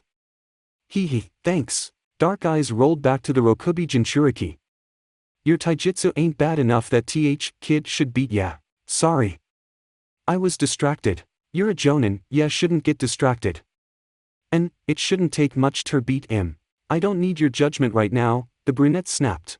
Are you sure you're okay, Utakata and I? Don't call me that. Naruto took a surprised step backwards, blue eyes wide with hurt. Rashi scowled at the Kirinin. Dark eyes never leaving the brunette, he said, Oi, kid, why don't ya go swimmin' fair a bit, hm? The blonde cast a hesitant glance between the two older Jinchūriki before acquiescing with a confused, yeah, okay. Rashi's hand clamped around the mist shinobi's bicep with a grip like iron. The Rokubi Jinchūriki winced as his companion's fingertips tightened uncomfortably on his arm, a hard yank nearly pulling the limb from its socket. What's your problem? Utakata hissed. I'm old and hate change, Rashi retorted, dragging the teenager behind a tree. He let go of the boy and crossed his arms over his chest. What's your problem? Kid looks up to ya, he said, pointing to where Naruto was standing in the river, naked from the waist up, trying to manipulate the water he was standing atop. And us, you're nice one, so pull it together. Under the Iwanin's harsh glare, the brunette could feel shame crawling beneath his skin. It's the name, he admitted, what he called me. Utakata and I. Yagura calls me that. Or he used to anyway, before everything. Just hearing him call me that, it triggered something. Ya got PTSD or something? Utakata's brows furrowed in confusion. No? Then get over yourself. Ya can't expect to rescue your friend if ya get thrown by every tiny thing someone says. You don't understand what that friendship means to me. I've heard ya talk about it enough to know what ya think it means, Rashi shot back, and it's a liability. Utakata blinked, too surprised to hold on to his anger. What? Daya think that Akatsuki won't take advantage? Oh, your mental state to get what they want? The Iwanin argued. If your head ain't in game, ya won't help no one. Y'all get yourself killed, cause you're bein' stupid, and then where'll your friend be, Pull yourself together or we're all dead. The brunette shook his head, an attempt to rid himself of the specter that loomed over him, choosing to focus instead on the last thing the older Jinchūriki had said. We? He asked weakly, unsure if he'd heard his companion correctly. Rashi crossed his arms and rolled his eyes. I'm still here, ain't I? Akatsuki's too big fair one us.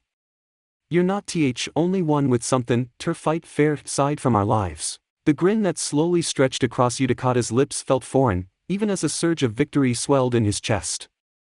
So you've actually come around, huh? I guess you're not as self-serving as you appear. But I wonder then, who are you fighting for? Stop smilin', yeah, look like an idiot. If you say so. Rashi shifted under the Kirinin's golden gaze, dark eyes darting in Naruto's direction. As closed off as the redhead was, Utakata got the impression that he was distinctly uncomfortable with how the conversation had turned. Yeah, wanted to make a connection with kid, and now Yevi got one. So quit mopin', take advantage o' it, and teach him something. Utakata nodded. Right. Thanks. Humph, just do it again. Utakata walked away from his companion and towards the river, where Naruto was practicing the hand seals for the wild water wave.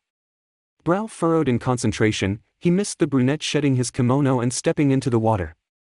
The Kirinin waited several seconds for a lull in the blonde's practice before coughing to catch his attention. Sorry, he said when blue eyes finally focused on him. Sakai. The brunette shook his head. No, it isn't. I was distracted and not giving you my full attention, and that's not fair to you. Naruto cocked his head to one side, peering at the teenager with a curious expression, a trinket he couldn't quite put a value on. You're kinda weird, Utakata and I. Utakata flinched at the nickname, the specter of his friend returning to superimpose itself over the boy. That Naruto was roughly the same size as his friend and playing in the water only helped cement the image. The Kirinin shook it from his vision and managed, sorry, what? No one's ever really cared about paying attention to me before, Naruto said. He was focused on his hands, the fingers twisting together, though it now seemed more like he was fidgeting than trying to achieve any sort of jutsu. But you're apologizing to me even though you're training me every day? I don't get it. The bubble user sighed, a sad smile stretching his lips. I'm apologizing because you deserve better. We all deserve better, he corrected. Naruto glanced behind him to where Rashi stood in the shadows of the trees, arms crossed and expression stony. Yes, even Rashi. He paused, a pensive look overtaking his features, and then probed, Naruto, have you thought about why we're here? Rashi and me, I mean. Not really. You're here to train me, right? Well, yes, but there's more to it than that. Do you remember the friend I mentioned, Yagura? The Mizukichi? Oh yeah, him. Aha! Yagura's like my little brother, and I promised to protect him, but something happened. Something I'm not strong enough to fight on my own. There's a group of people hunting the Jinchūriki, and they're using Yagura to do that. But he's a Kage, Naruto said, confusion evident in his voice. The Kage's the strongest shinobi in the village, so how? A Kage is still only human, Utakata placated. Or demon. He was suddenly glad that Rashi was out of earshot. There was no telling how the redhead's cynicism would destroy his argument, let alone the blonde's worldview. It already seemed like he was breaking the Kyuubi Jinchūriki's preconceptions, and he was attempting to be delicate about it. And I hope you would know by now that no one is infallible. Yagura's in danger, and I have to help him. Let's do it. Utakata jerked, startled by the blonde's sudden enthusiasm. Sorry. Naruto's fists were clenched, determination clear in his blue eyes. If your friend needs help, then I'm in. The Hokage protects his people, and Yagura's a Jinchūriki like us, so he's my people, too. We'll save him, Utakata and I believe it. Utakata stared at the younger boy in awe, impressed by his determination. Although, he mused, perhaps ignorance is bliss after all. Naruto had shown more than once that he had little understanding for the scope of things, a trait that flew in the face of both Rashi's skepticism and Utakata's realism, and the brunette had intentionally left out the peril Akatsuki posed to all of them for fear of losing the blonde's trust. But even without knowing the breadth of the challenge that lay before them, the Konoha native was willing to lend his aid to a complete stranger. All at the behest of someone he'd known for a couple months, someone he seemed to look up to as a brother. The boy's outlook boggled the mind. There wasn't a soul in Kiri like Naruto, and Utakata was fairly sure that Rashi would say the same of Iwa's citizens. The Kirinin reached out with a tentative hand, eventually resting it upon the head of messy blonde spikes. Naruto looked up from where he'd returned to practicing his water manipulation with rapt attention while standing on the river, and Utakata tousled his hair in a gesture of affection he hadn't been allowed, or allowed himself, to bestow since before Yagura had become Mizukichi. Utakata and I. Utakata smiled at him, seeing Naruto for who he was without Yagura's shadow hanging around him, the guilt he'd associated with that title now a reminder of what he had to accomplish. You're a good kid, Naruto. Now, why don't you show me what you've got, HM? You bet. Utakata watched the boy flip through seals and sink his chakra into the surrounding water, creating a small geyser that splashed him in the face.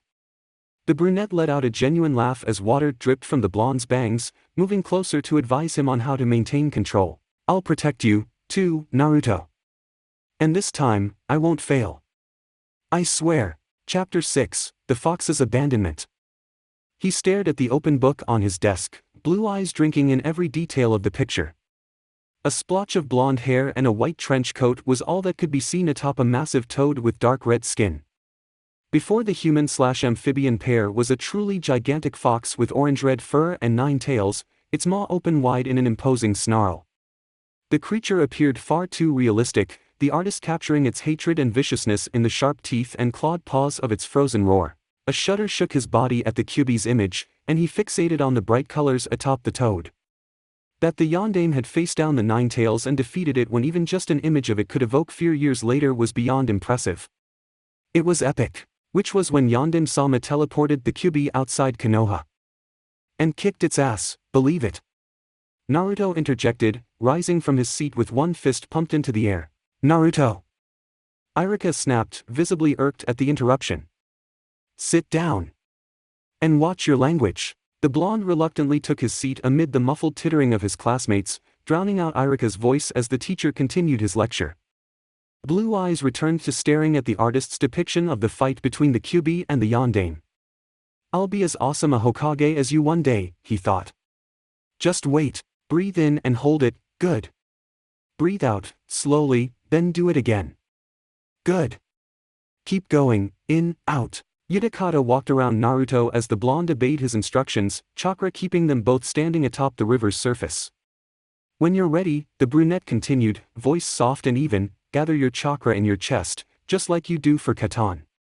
Then breathe out, but picture your chakra as water, not fire. Naruto opened one eye to peer at the Kirinin. How will I know when I'm ready? Only you'll be able to answer that, but you should take your time. There's no rush. You know the basics of using Suiton by manipulating the shape of existing water, but this will be about changing the nature of your chakra. These are the hand seals for the Mizurappa, he said, forming them with methodical slowness for the leaf native to observe. Naruto copied the movements, focusing on memorizing the order of the seals rather than trying to immediately activate the technique, and Utakata allowed himself a small smile at the boy's concentration. Months ago, if he'd taught the blonde the same thing, there was little doubt he would have rushed into activating the wild water wave without actually learning it, and Suiton couldn't be hurried. That he'd taken all the brunette's lessons to heart was reassuring. The younger Jinchūriki's breathing was loud but even as he prepared himself to perform water-based nature manipulation. Utakata allowed the boy to focus in peace, judging his status from in front of him. Shouldn't ya be doing something? Utakata jumped slightly, whipping around to find Rashi leaning against a tree, arms crossed over his chest. The redhead was normally silent, or even absent, from Naruto's training with the brunette, finding the steps of learning Suiton too quiet and measured for his taste. Tch! He hissed, shooting a backwards glance at the blonde. When he was assured that the outburst hadn't interrupted Naruto's focus, he jumped from the river and alighted beside the Iwa-nin. Really? You're going to do this now? He needs quiet if he's going to learn this part. Rashi arched an eyebrow. I ain't talking 'bout him. You're wasting time watching him and not doing nothing. Utakata had the grace to avert his eyes in embarrassment. After bearing witness to Rashi's shifting outlook over the past several months, he felt ashamed for even questioning the Iwa-nin's intentions, even with the redhead's usual sarcasm. Ah, right. Should we move to give him space? Rashi scoffed. You're so soft. How'd ya grow up in Kiri? Don't answer that, he said, waving a hand through the air to dismiss the answer the mist shinobi had opened his mouth to give. Oi! He shouted. Utakata and I are gonna do some trainin'. Are ya good? Utakata threw another worried glance over his shoulder at Naruto, but the blonde didn't appear as if he'd even heard the Four-Tails Jinchūriki. He turned back around to find Rashi smirking at him. Shut up, he told the redhead, fighting to keep the amusement from his voice. The Iwa-nin shrugged. Don't know why ya bother. No real fight goes without distractions. Trainin' like this'll keep him alive when a fight gets rough. He arched an eyebrow. What are ya waitin' fair? Let's see what ye've got. You enjoy this far more than you should, Utakata replied, divesting himself of his kimono and hanging it over a tree branch. He took a deep breath and then released his hold over his chakra, allowing a green, mucus-like liquid to ooze from his pores. Across from him, heat roared to life around Rashi, forming an armor of lava that hardened into dark obsidian. Beaten, yeah, don't get old. Meb yell learn humility afore ya learn to use your goop skin with your clothes. It's the Tokaru, muttered the teenager petulantly. He took an offensive stance, the thin film of his acid armor technique covering every inch of skin from his torso up. He charged Rashi, swiping at the older Jinchūriki with a chop of his right arm. Acid met obsidian, and the sound of sizzling stone echoed between the pair for a moment as Utakata's technique began to dissolve the redhead's defense. Strong stuff, grunted Rashi. Guess you're not holding back this time, eh? Utakata smirked. You shouldn't have made fun of it. Even rock won't last long under a low pH. He grunted when the Iwanine planted a solid foot in his stomach and then retracted it quickly to not let the acid linger on his obsidian armor. The brunette moved closer, twisting around his opponent's elbow strike and wrapping his arms around Rashi's neck in a stranglehold. Acid ate away at the black rock covering the redhead's neck, shoulders, and upper back, every point where the Kirinine's skin was in contact. Another grunt, this time in annoyance. Your jutsu only works if ye've got taijutsu terbakit. And yours still sucks. A small mound of earth rose beneath the rock shinobi's feet, elevating him above the acid user and allowing him to leverage his weight, augmented by the obsidian armor, backwards. Utakata let out a grunt as the redhead's body pressed him into the forest floor, a breathy gasp escaping his lips as the armor's jagged edges dug into his stomach. Yell run out of breath afore I run out of armor. We'll see, choked out the brunette. More acid seeped from his pores, dissolving the earth around him and giving him enough room to wriggle out from beneath the older Jinchūriki. By the time he got to his feet, Rashi was already up and throwing a punch at his face, and Utakata barely got his arms up in time to block it. He let out a reflexive hiss of discomfort from being hit, the blow carrying surprisingly little force. What the hell? How are you even up right now? That armor must weigh a ton. Doton, Kijigen no Jutsu, smirked the redhead. Utakata released a sigh of exasperation. Of course he still has tricks he hasn't used yet. He couldn't tell if his annoyance was caused by not knowing whether Rashi still didn't trust him enough to tell him about the different strategies he used in battle, or because the gap in their abilities was still so vast. At this point, it seemed like Rashi was even in a league above Yagura, though without access to his Bijū forms, he wondered if that was an accurate assessment. Nothing's perfect, not even my jutsu, Rashi informed him, as if reading his thoughts. Yeah, I know, though it sure seems that way. How do I beat it then? Even as he asked the question, he was sure he wouldn't get an answer, the redhead still reluctant to divulge too much sensitive information. Instead, the Iwanine made a shooing gesture, and Utakata complied, backing up until he was directed to stop. Try standin' like this, Rashi instructed, dropping his armor and moving his body into what the acid user assumed was an offensive position. He copied the movements, and when it seemed the older Jinchūriki was satisfied with his stance, he continued, when ya attack, make sure ya grab me like this, he advised, showing the younger Jinchūriki the correct move. Like this? Rashi nodded. Then. Suetun, Mizurappa. Utakata was blasted into a tree by a powerful jet of water, his acid armor, while diluted, slowly dissolving the bark. Sorry Utakata and I. Naruto called out, the splashing of water alerting the Kirinine to the blonde's approach. Golden eyes opened to find the younger Jinchūriki kneeling over him, apprehension clear in his blue irises. I just kept waitin' for the right moment like you said, and then Rashiaji kinda made this move and... From nearby, loud above Naruto's anxious concern, Rashi was laughing uproariously. Yeah got him good, kid. How'd ya like your own medicine, eh? Naruto looked to be torn between trying not smile at his prank and nerves over the Kirinine's reaction, and was failing horribly at the former. Utakata absorbed the Tokaru, reactivated his protective chakra layer, and blew water droplets from his bangs, allowing an amused grin to tug at his lips. That was a good hit, Naruto. Good force and everything. Now you'll just need to practice speeding up the release. He turned his attention from the pleased Naruto to Rashi. I wasn't aware you knew how to have fun. The redhead shrugged, suddenly over his bout of amusement. He looked older again, the brief laugh lines that had crossed his features disappearing into a neutral expression. Yeah, keep saying, Turlet kid be a kid. Dawn, no why yeah shouldn't reap rewards oh, your idea. Sharp eyes flitted between the Yonbi and Kyubi Jinchūriki before Utakata clambered to his feet, got his kimono, and wrapped it around himself. Let's call it a day, Naruto. That you can use the Mizurappa is really impressive. You'll just have to remember how you felt when you did it and keep practicing. Rashi shot him a suspicious look. You're making it sound like you're not gonna be here tour guide, im. The Kirinin shook his head. I'm not. Rashi's eyebrows furrowed deeper. Naruto let out a long whine. How come? Someone's got to continue the mission, Utakata explained. There are more Jinchūriki out there, in danger, and you've come a long way in the months since we've met. I can't teach you anything more until you have a better grasp of your Suiton abilities, and I trust Rashi won't do anything drastic, he settled on. He's still got plenty to teach you, and you can practice everything I taught you in between. You'll be okay, okay? Yeah, okay. When the Kirinin turned to leave, Rashi grabbed his elbow with an iron grip. In a low voice, the redhead asked, "Do you really think now's right time? There will never be a right time.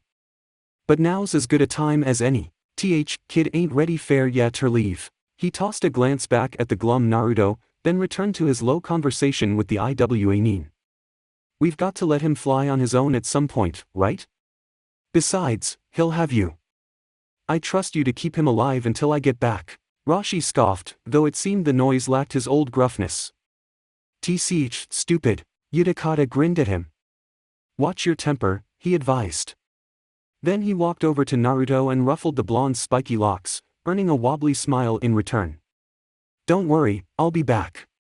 Just pay attention, and try not to piss Rashi off too badly. Despite his despondency, Naruto threw the brunette a smart salute. Yeah, keep twitching. Naruto flicked one eye open to peer at Rashi, wrinkling his nose in distaste. Sorry. It's still weird. So Yevi said, Rashi grunted, though the corner of his lips lifted in a smirk. 6 months ago, he and the blonde would have been at the other's throat in a competition of who could irritate or be irritated by the other more. Now, well, that they could both be around each other without Utakata around to run interference was a feat the older Jinchūriki would have considered impossible in his previous life. Who'd have thought an Iwanin and Yandame's kid could get along? The blonde's measured breaths drew his attention. He was sitting cross-legged on the forest floor with his eyes closed, palms resting on his knees, body uncharacteristically still. It wouldn't last long. Naruto was too fidgety to take up something resembling meditation long-term, but that he could manage the brief spurts he did was impressive. The young brat he'd met had been too impetuous to manage anything close to this. Don't move, he told the younger Jinchūriki. His gruff voice was almost soothing, low enough to not disrupt the silence of the surroundings. Remember, Earth is still, unyielding. It don't move in face nothing.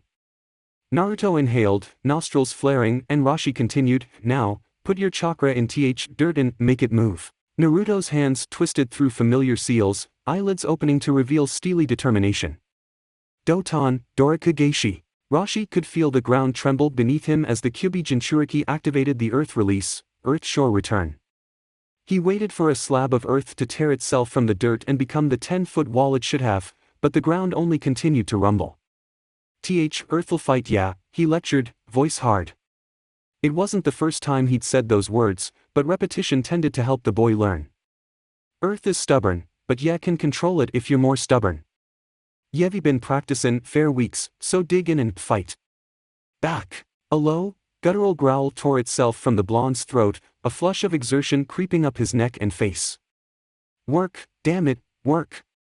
Doton, Dorikugeishi. The earth in front of Naruto rose slowly amidst the ground's grumbling, a 2-inch thick rectangular slab tilting away from the blonde. Seconds crawled by, but when the rumbling of the earth finally stopped, a 2-foot by 2-foot wall stood erect before him. The young Jinchūriki's breathing evened out, its ragged edges becoming smooth and easy. I did it. That ya did. Naruto craned his head and flashed the Iwanin a bright smile that crinkled the corners of his eyes. Rashi's fist came down and lightly rapped him on the back of the head. "Don, get cocky." Despite the reprimand, Naruto's grin remained in place. "Okay, Rashiaji." Rashi rolled his dark eyes. "Lil brat," he muttered. "I told ya to stop calling me that." Naruto chose to ignore him, asking instead, "You still haven't heard from Utakata and I?" Another eye roll. "Yeah, Don, give up, dia." "How dia think that it happened, Naruto shrugged. "I dunno. You guys are pretty sneaky, you know." "Yeah, Don, get how this works, dia." Not really." Rashi let out a sigh that was equal parts exasperation and tired bemusement. "You're exhausting." He shook his head to disguise the sour smile that flitted across his lips. "If only we were all so naive."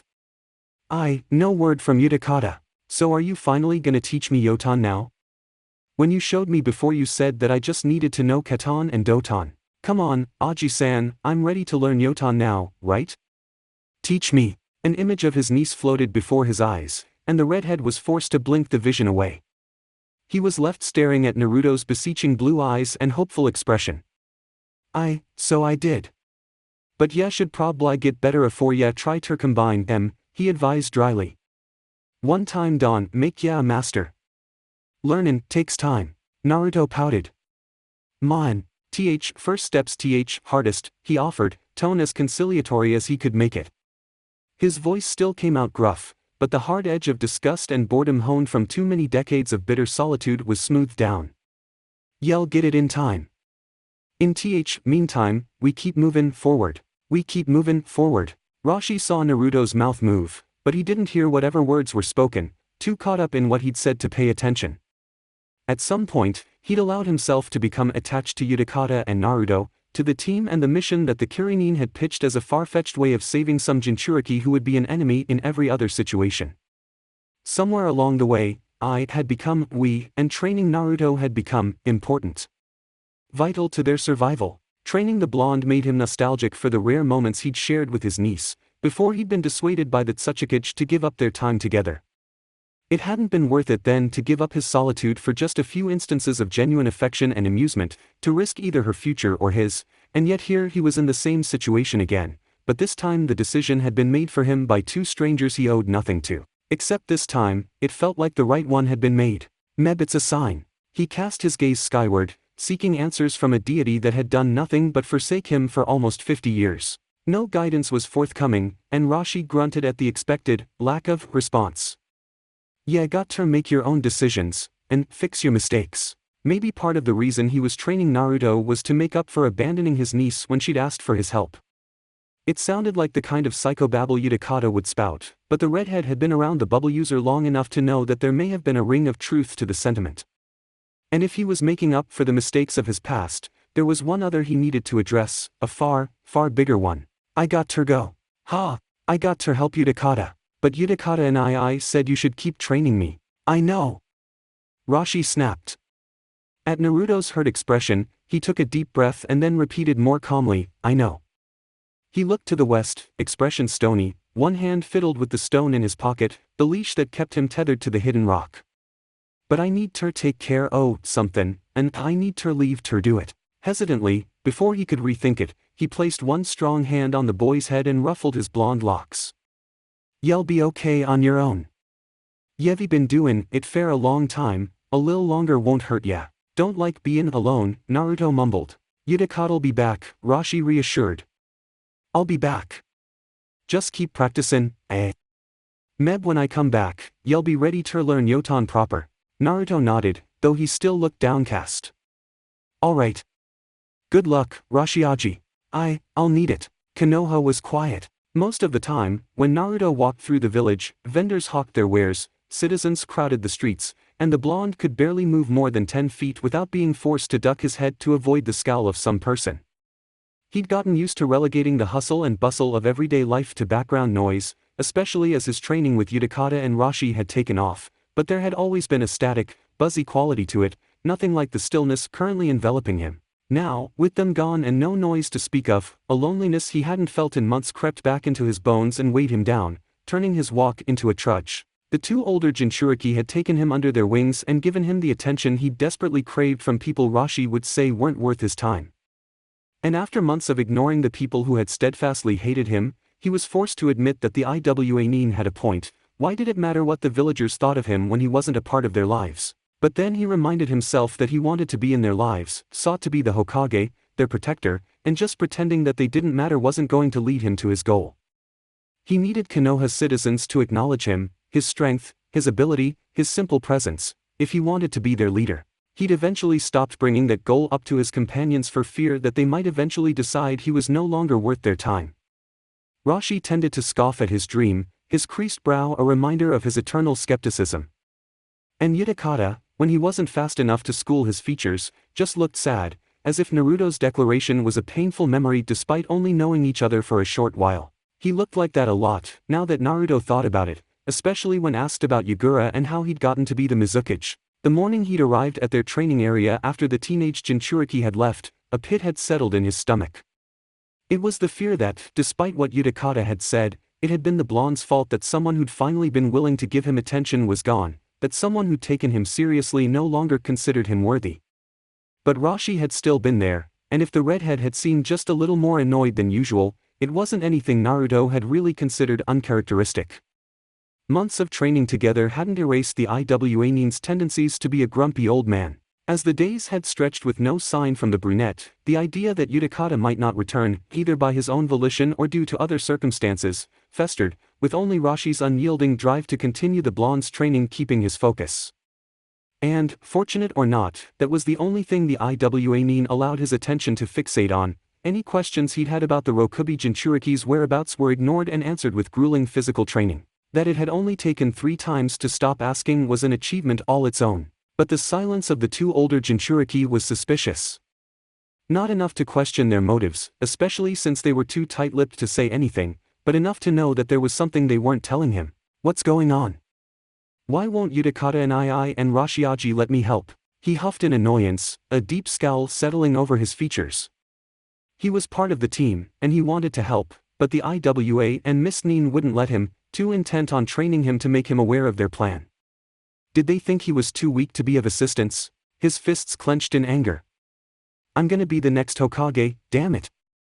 I'll be the strongest there is. Remember, you need to stay calm. Go with the flow. Utakata's soothing voice ran through his head, and he automatically took a deep breath.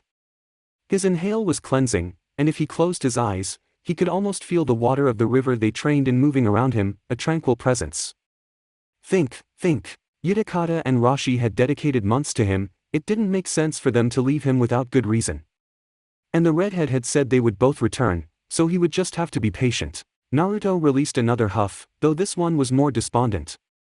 Patience was not exactly one of his strengths, especially without either of the older Jinchūriki there to keep him focused. But Rashi had given him a mission: persevere. Continue training. Work on the skills he and Utakata had spent arduous months beating into him, literally and figuratively.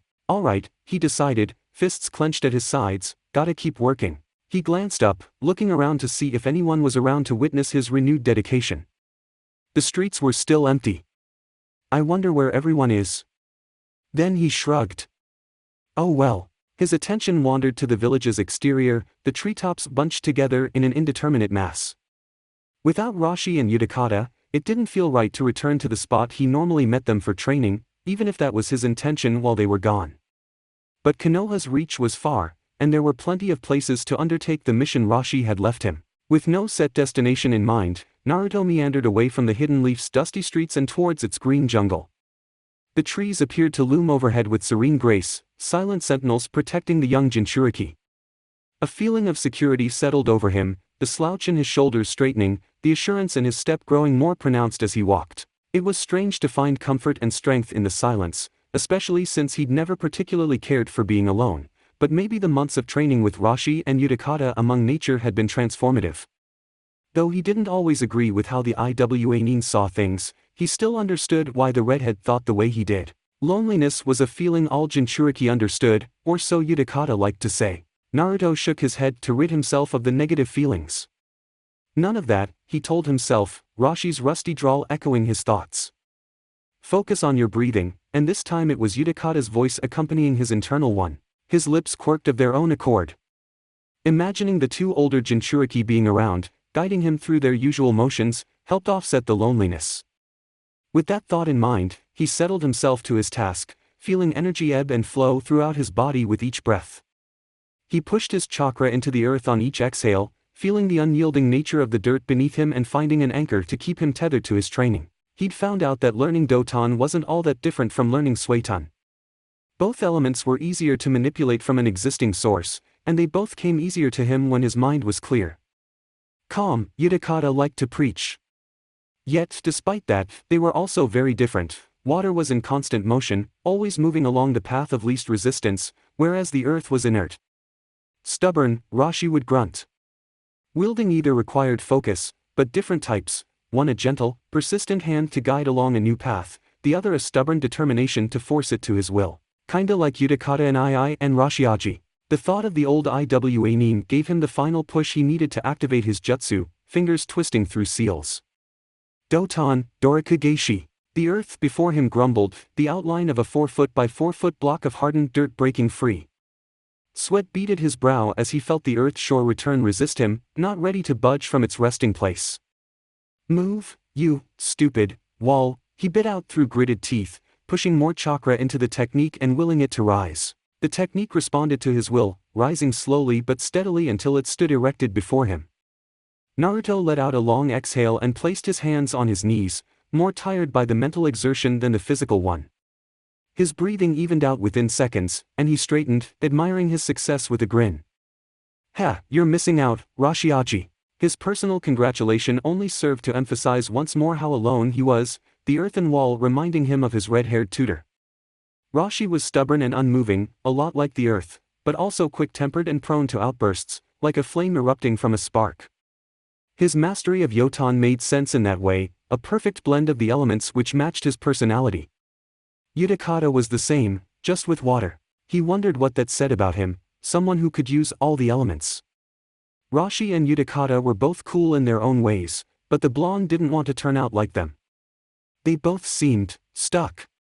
Like they'd just accepted whatever had happened to them and grown more bitter and sad with each passing day. And for Rashi, that was a lot of days. But Naruto saw adversity as an opportunity for growth, to be better than he was, to grow stronger than the him of yesterday. That was how he would become the Hokage, by looking forward, not back. A high-pitched chirping from the nearby trees pulled the blonde from his thoughts. He'd gotten used to the sounds of nature over the months of training with the two older Jinchūriki, and nothing he'd heard sounded like the noise echoing through the treetops. The chirping faded away just as he figured out the direction it was coming from, and he took off at a sprint towards its source. As the foliage around him blurred into indistinct browns and greens, the sounds of battle, as familiar to him now as getting beaten by Rashi, reached his ears, a cacophony of crashes and yells. A bright burst of blue-white light from between the trees forced the blonde to squint, the shrill chirping sound from before erupting into a fever pitch.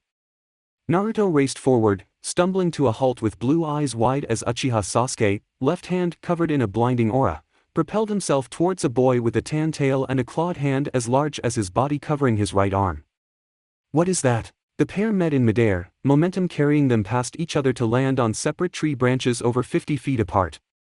At the same time the strange boy's clawed arm detached from his body, Sasuke collapsed forward, the blue-white light around his hand disappearing with the high-pitched chirping. Another claw formed along the other boy's left arm, and he dove for Sasuke with a maniacal laugh. Katan, Gokakyu no Jutsu. The tan claw spread around the boy as a protective sphere, the great fireball technique breaking apart at the contact.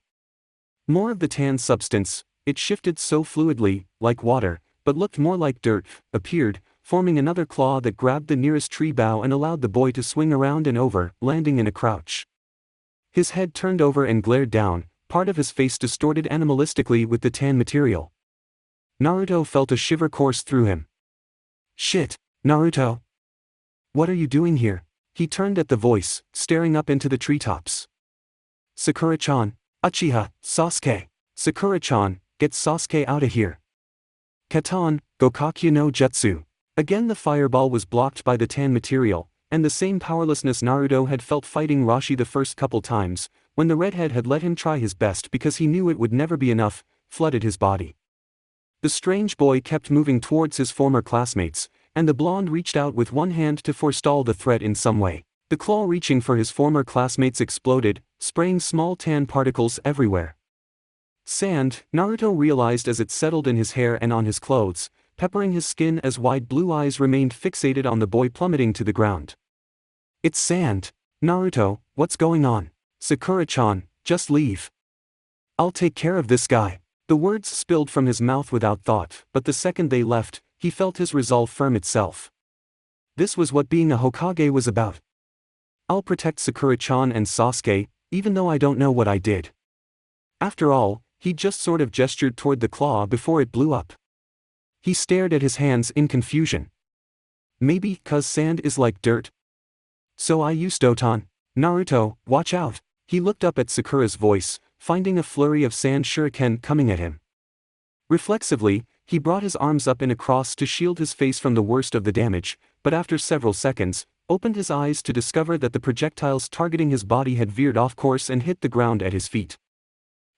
The situation was uncomfortably familiar, and he realized with a jolt that his first fight with Rashi had gone much the same way, albeit with lava instead of sand. Is he? You, growled the boy, how are you doing this? I don't know.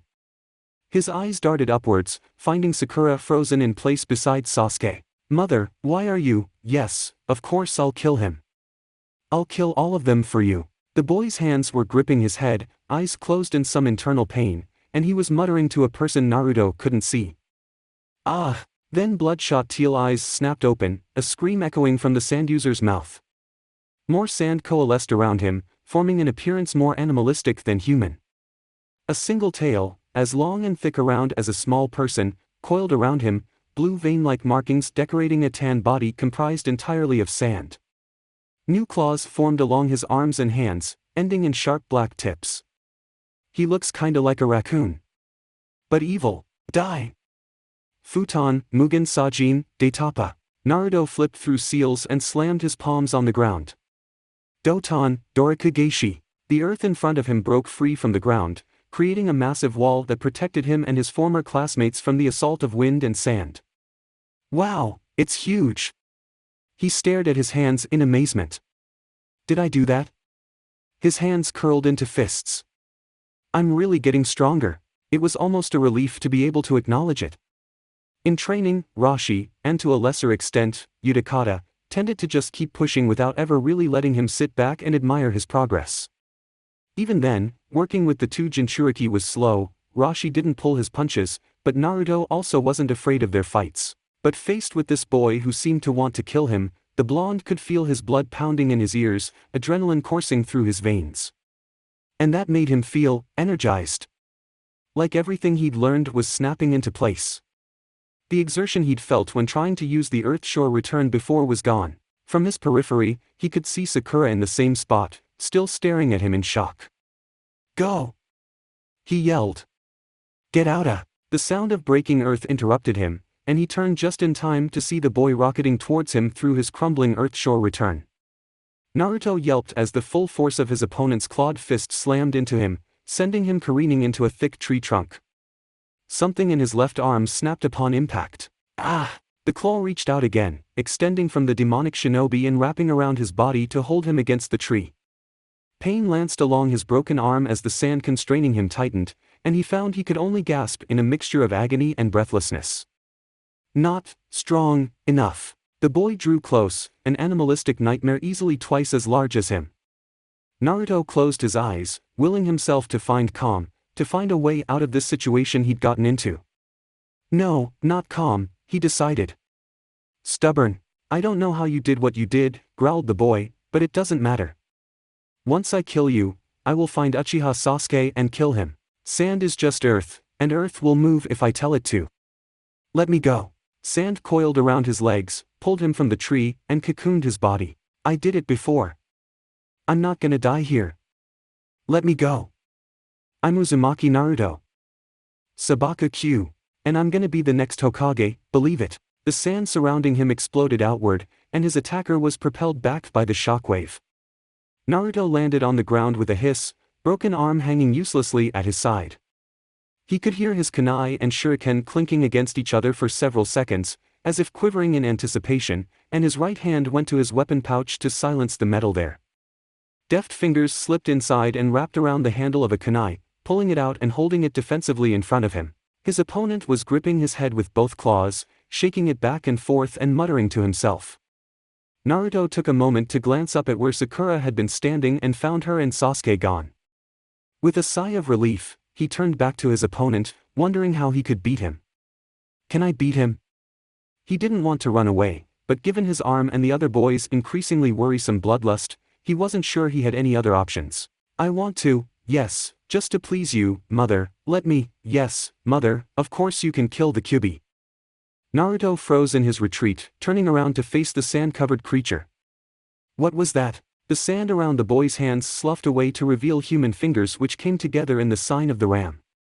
Tanuki Nairi no Jutsu. The Konoha native watched with wide-eyed horror as layers upon layers of sand poured forth from his opponent's body, pulling away from the raccoon-like shell surrounding him to reveal a boy his age with pale skin and hair the color of dried blood. The redhead rose under the mountain of sand, breaking through Konoha's lush canopy amidst a shrill cackle. By the time he was done growing, Naruto's neck was craned almost vertically upward, mouth agape. A truly massive tanuki towered overhead, easily several hundred feet tall, sitting on its haunches, its stout body formed from sand and marked by a design of black scribbles and dots in a seemingly random pattern. From his position on the ground, Naruto could only see dark patches where its eyes were supposed to be, though his own eyes were drawn to the single tail that arched over the creature's head, as long as its body. That's a Bijū. Despite how often Rashi and Utakata mentioned that they were Jinchūriki and that they each housed one of the tailed beasts, it had never really occurred to him what that meant. After all, the Kyuubi had been bested by the yondaime, and the only evidence the blonde had seen of it prior to meeting his two teachers had been a single drawing in a history book.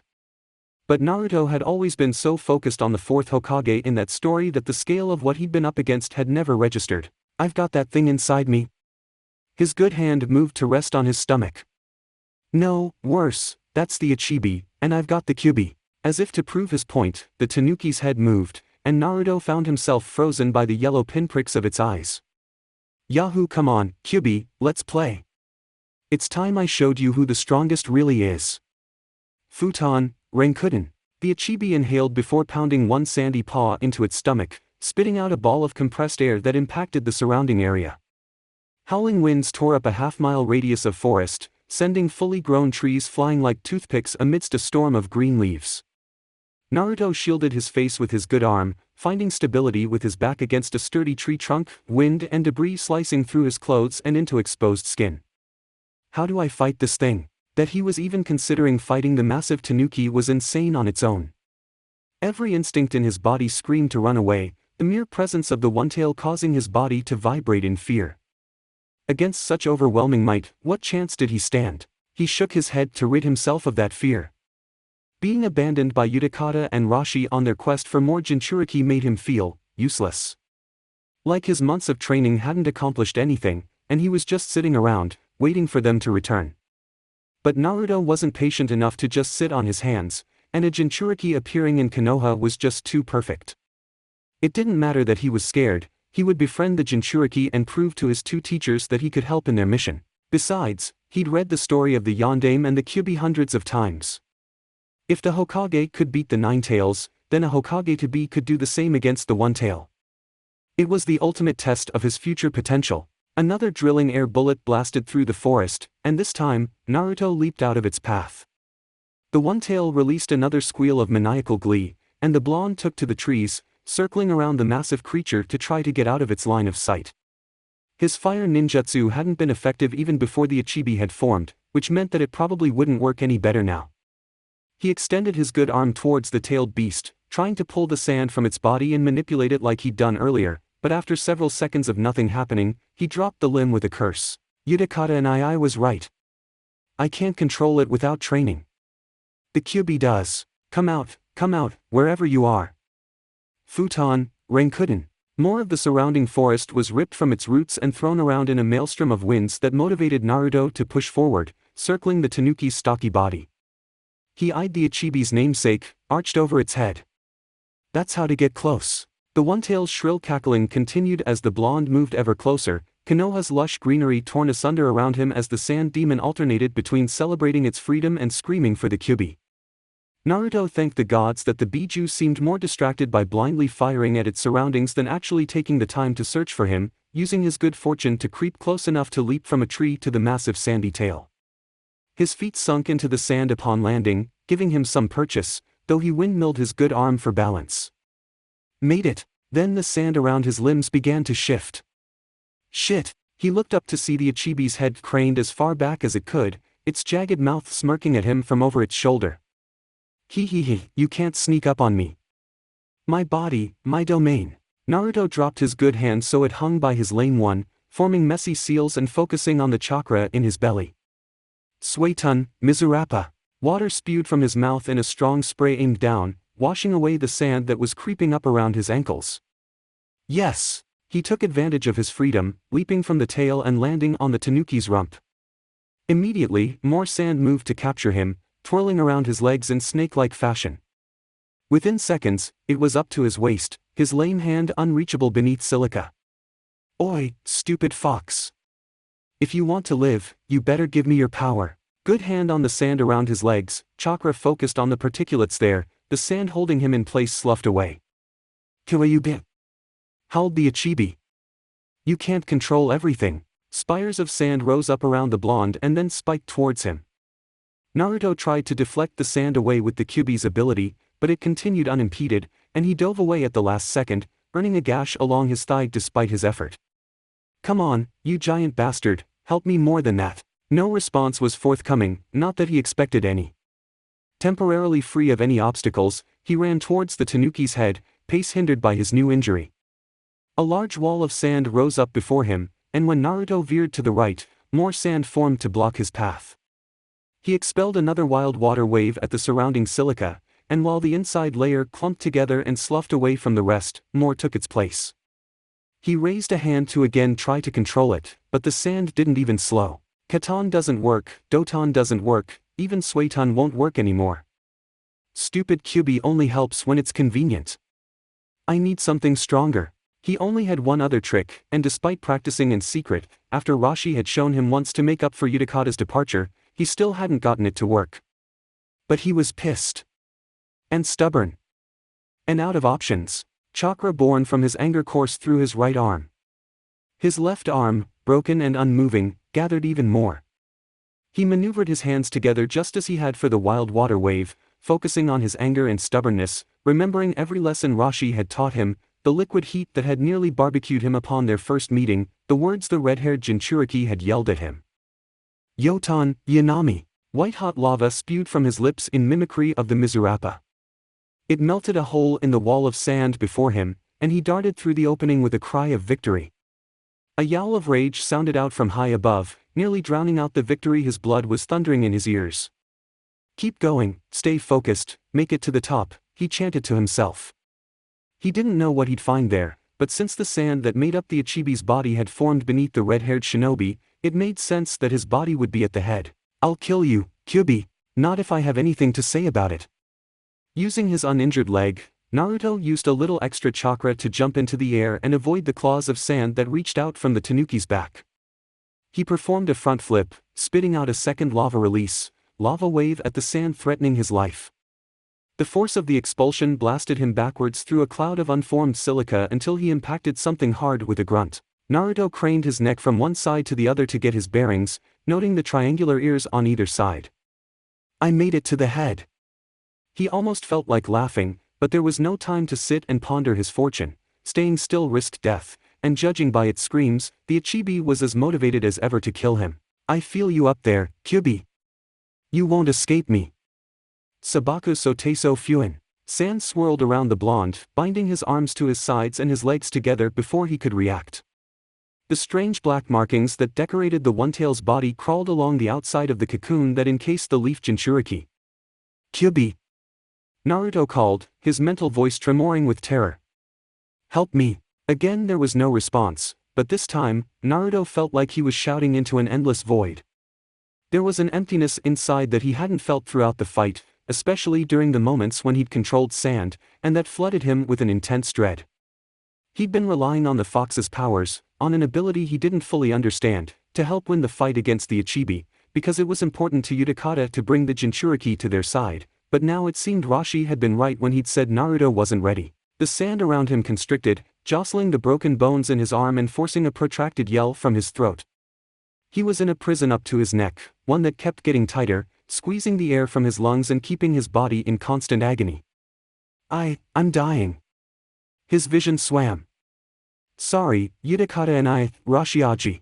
A flash of red and white blurred across his sight, and then a high-pitched shriek of fury made it to his ears before he blacked out, the pressure on his body slowly dissipating. That's it for part 2. Thank you for watching and see you in the next video.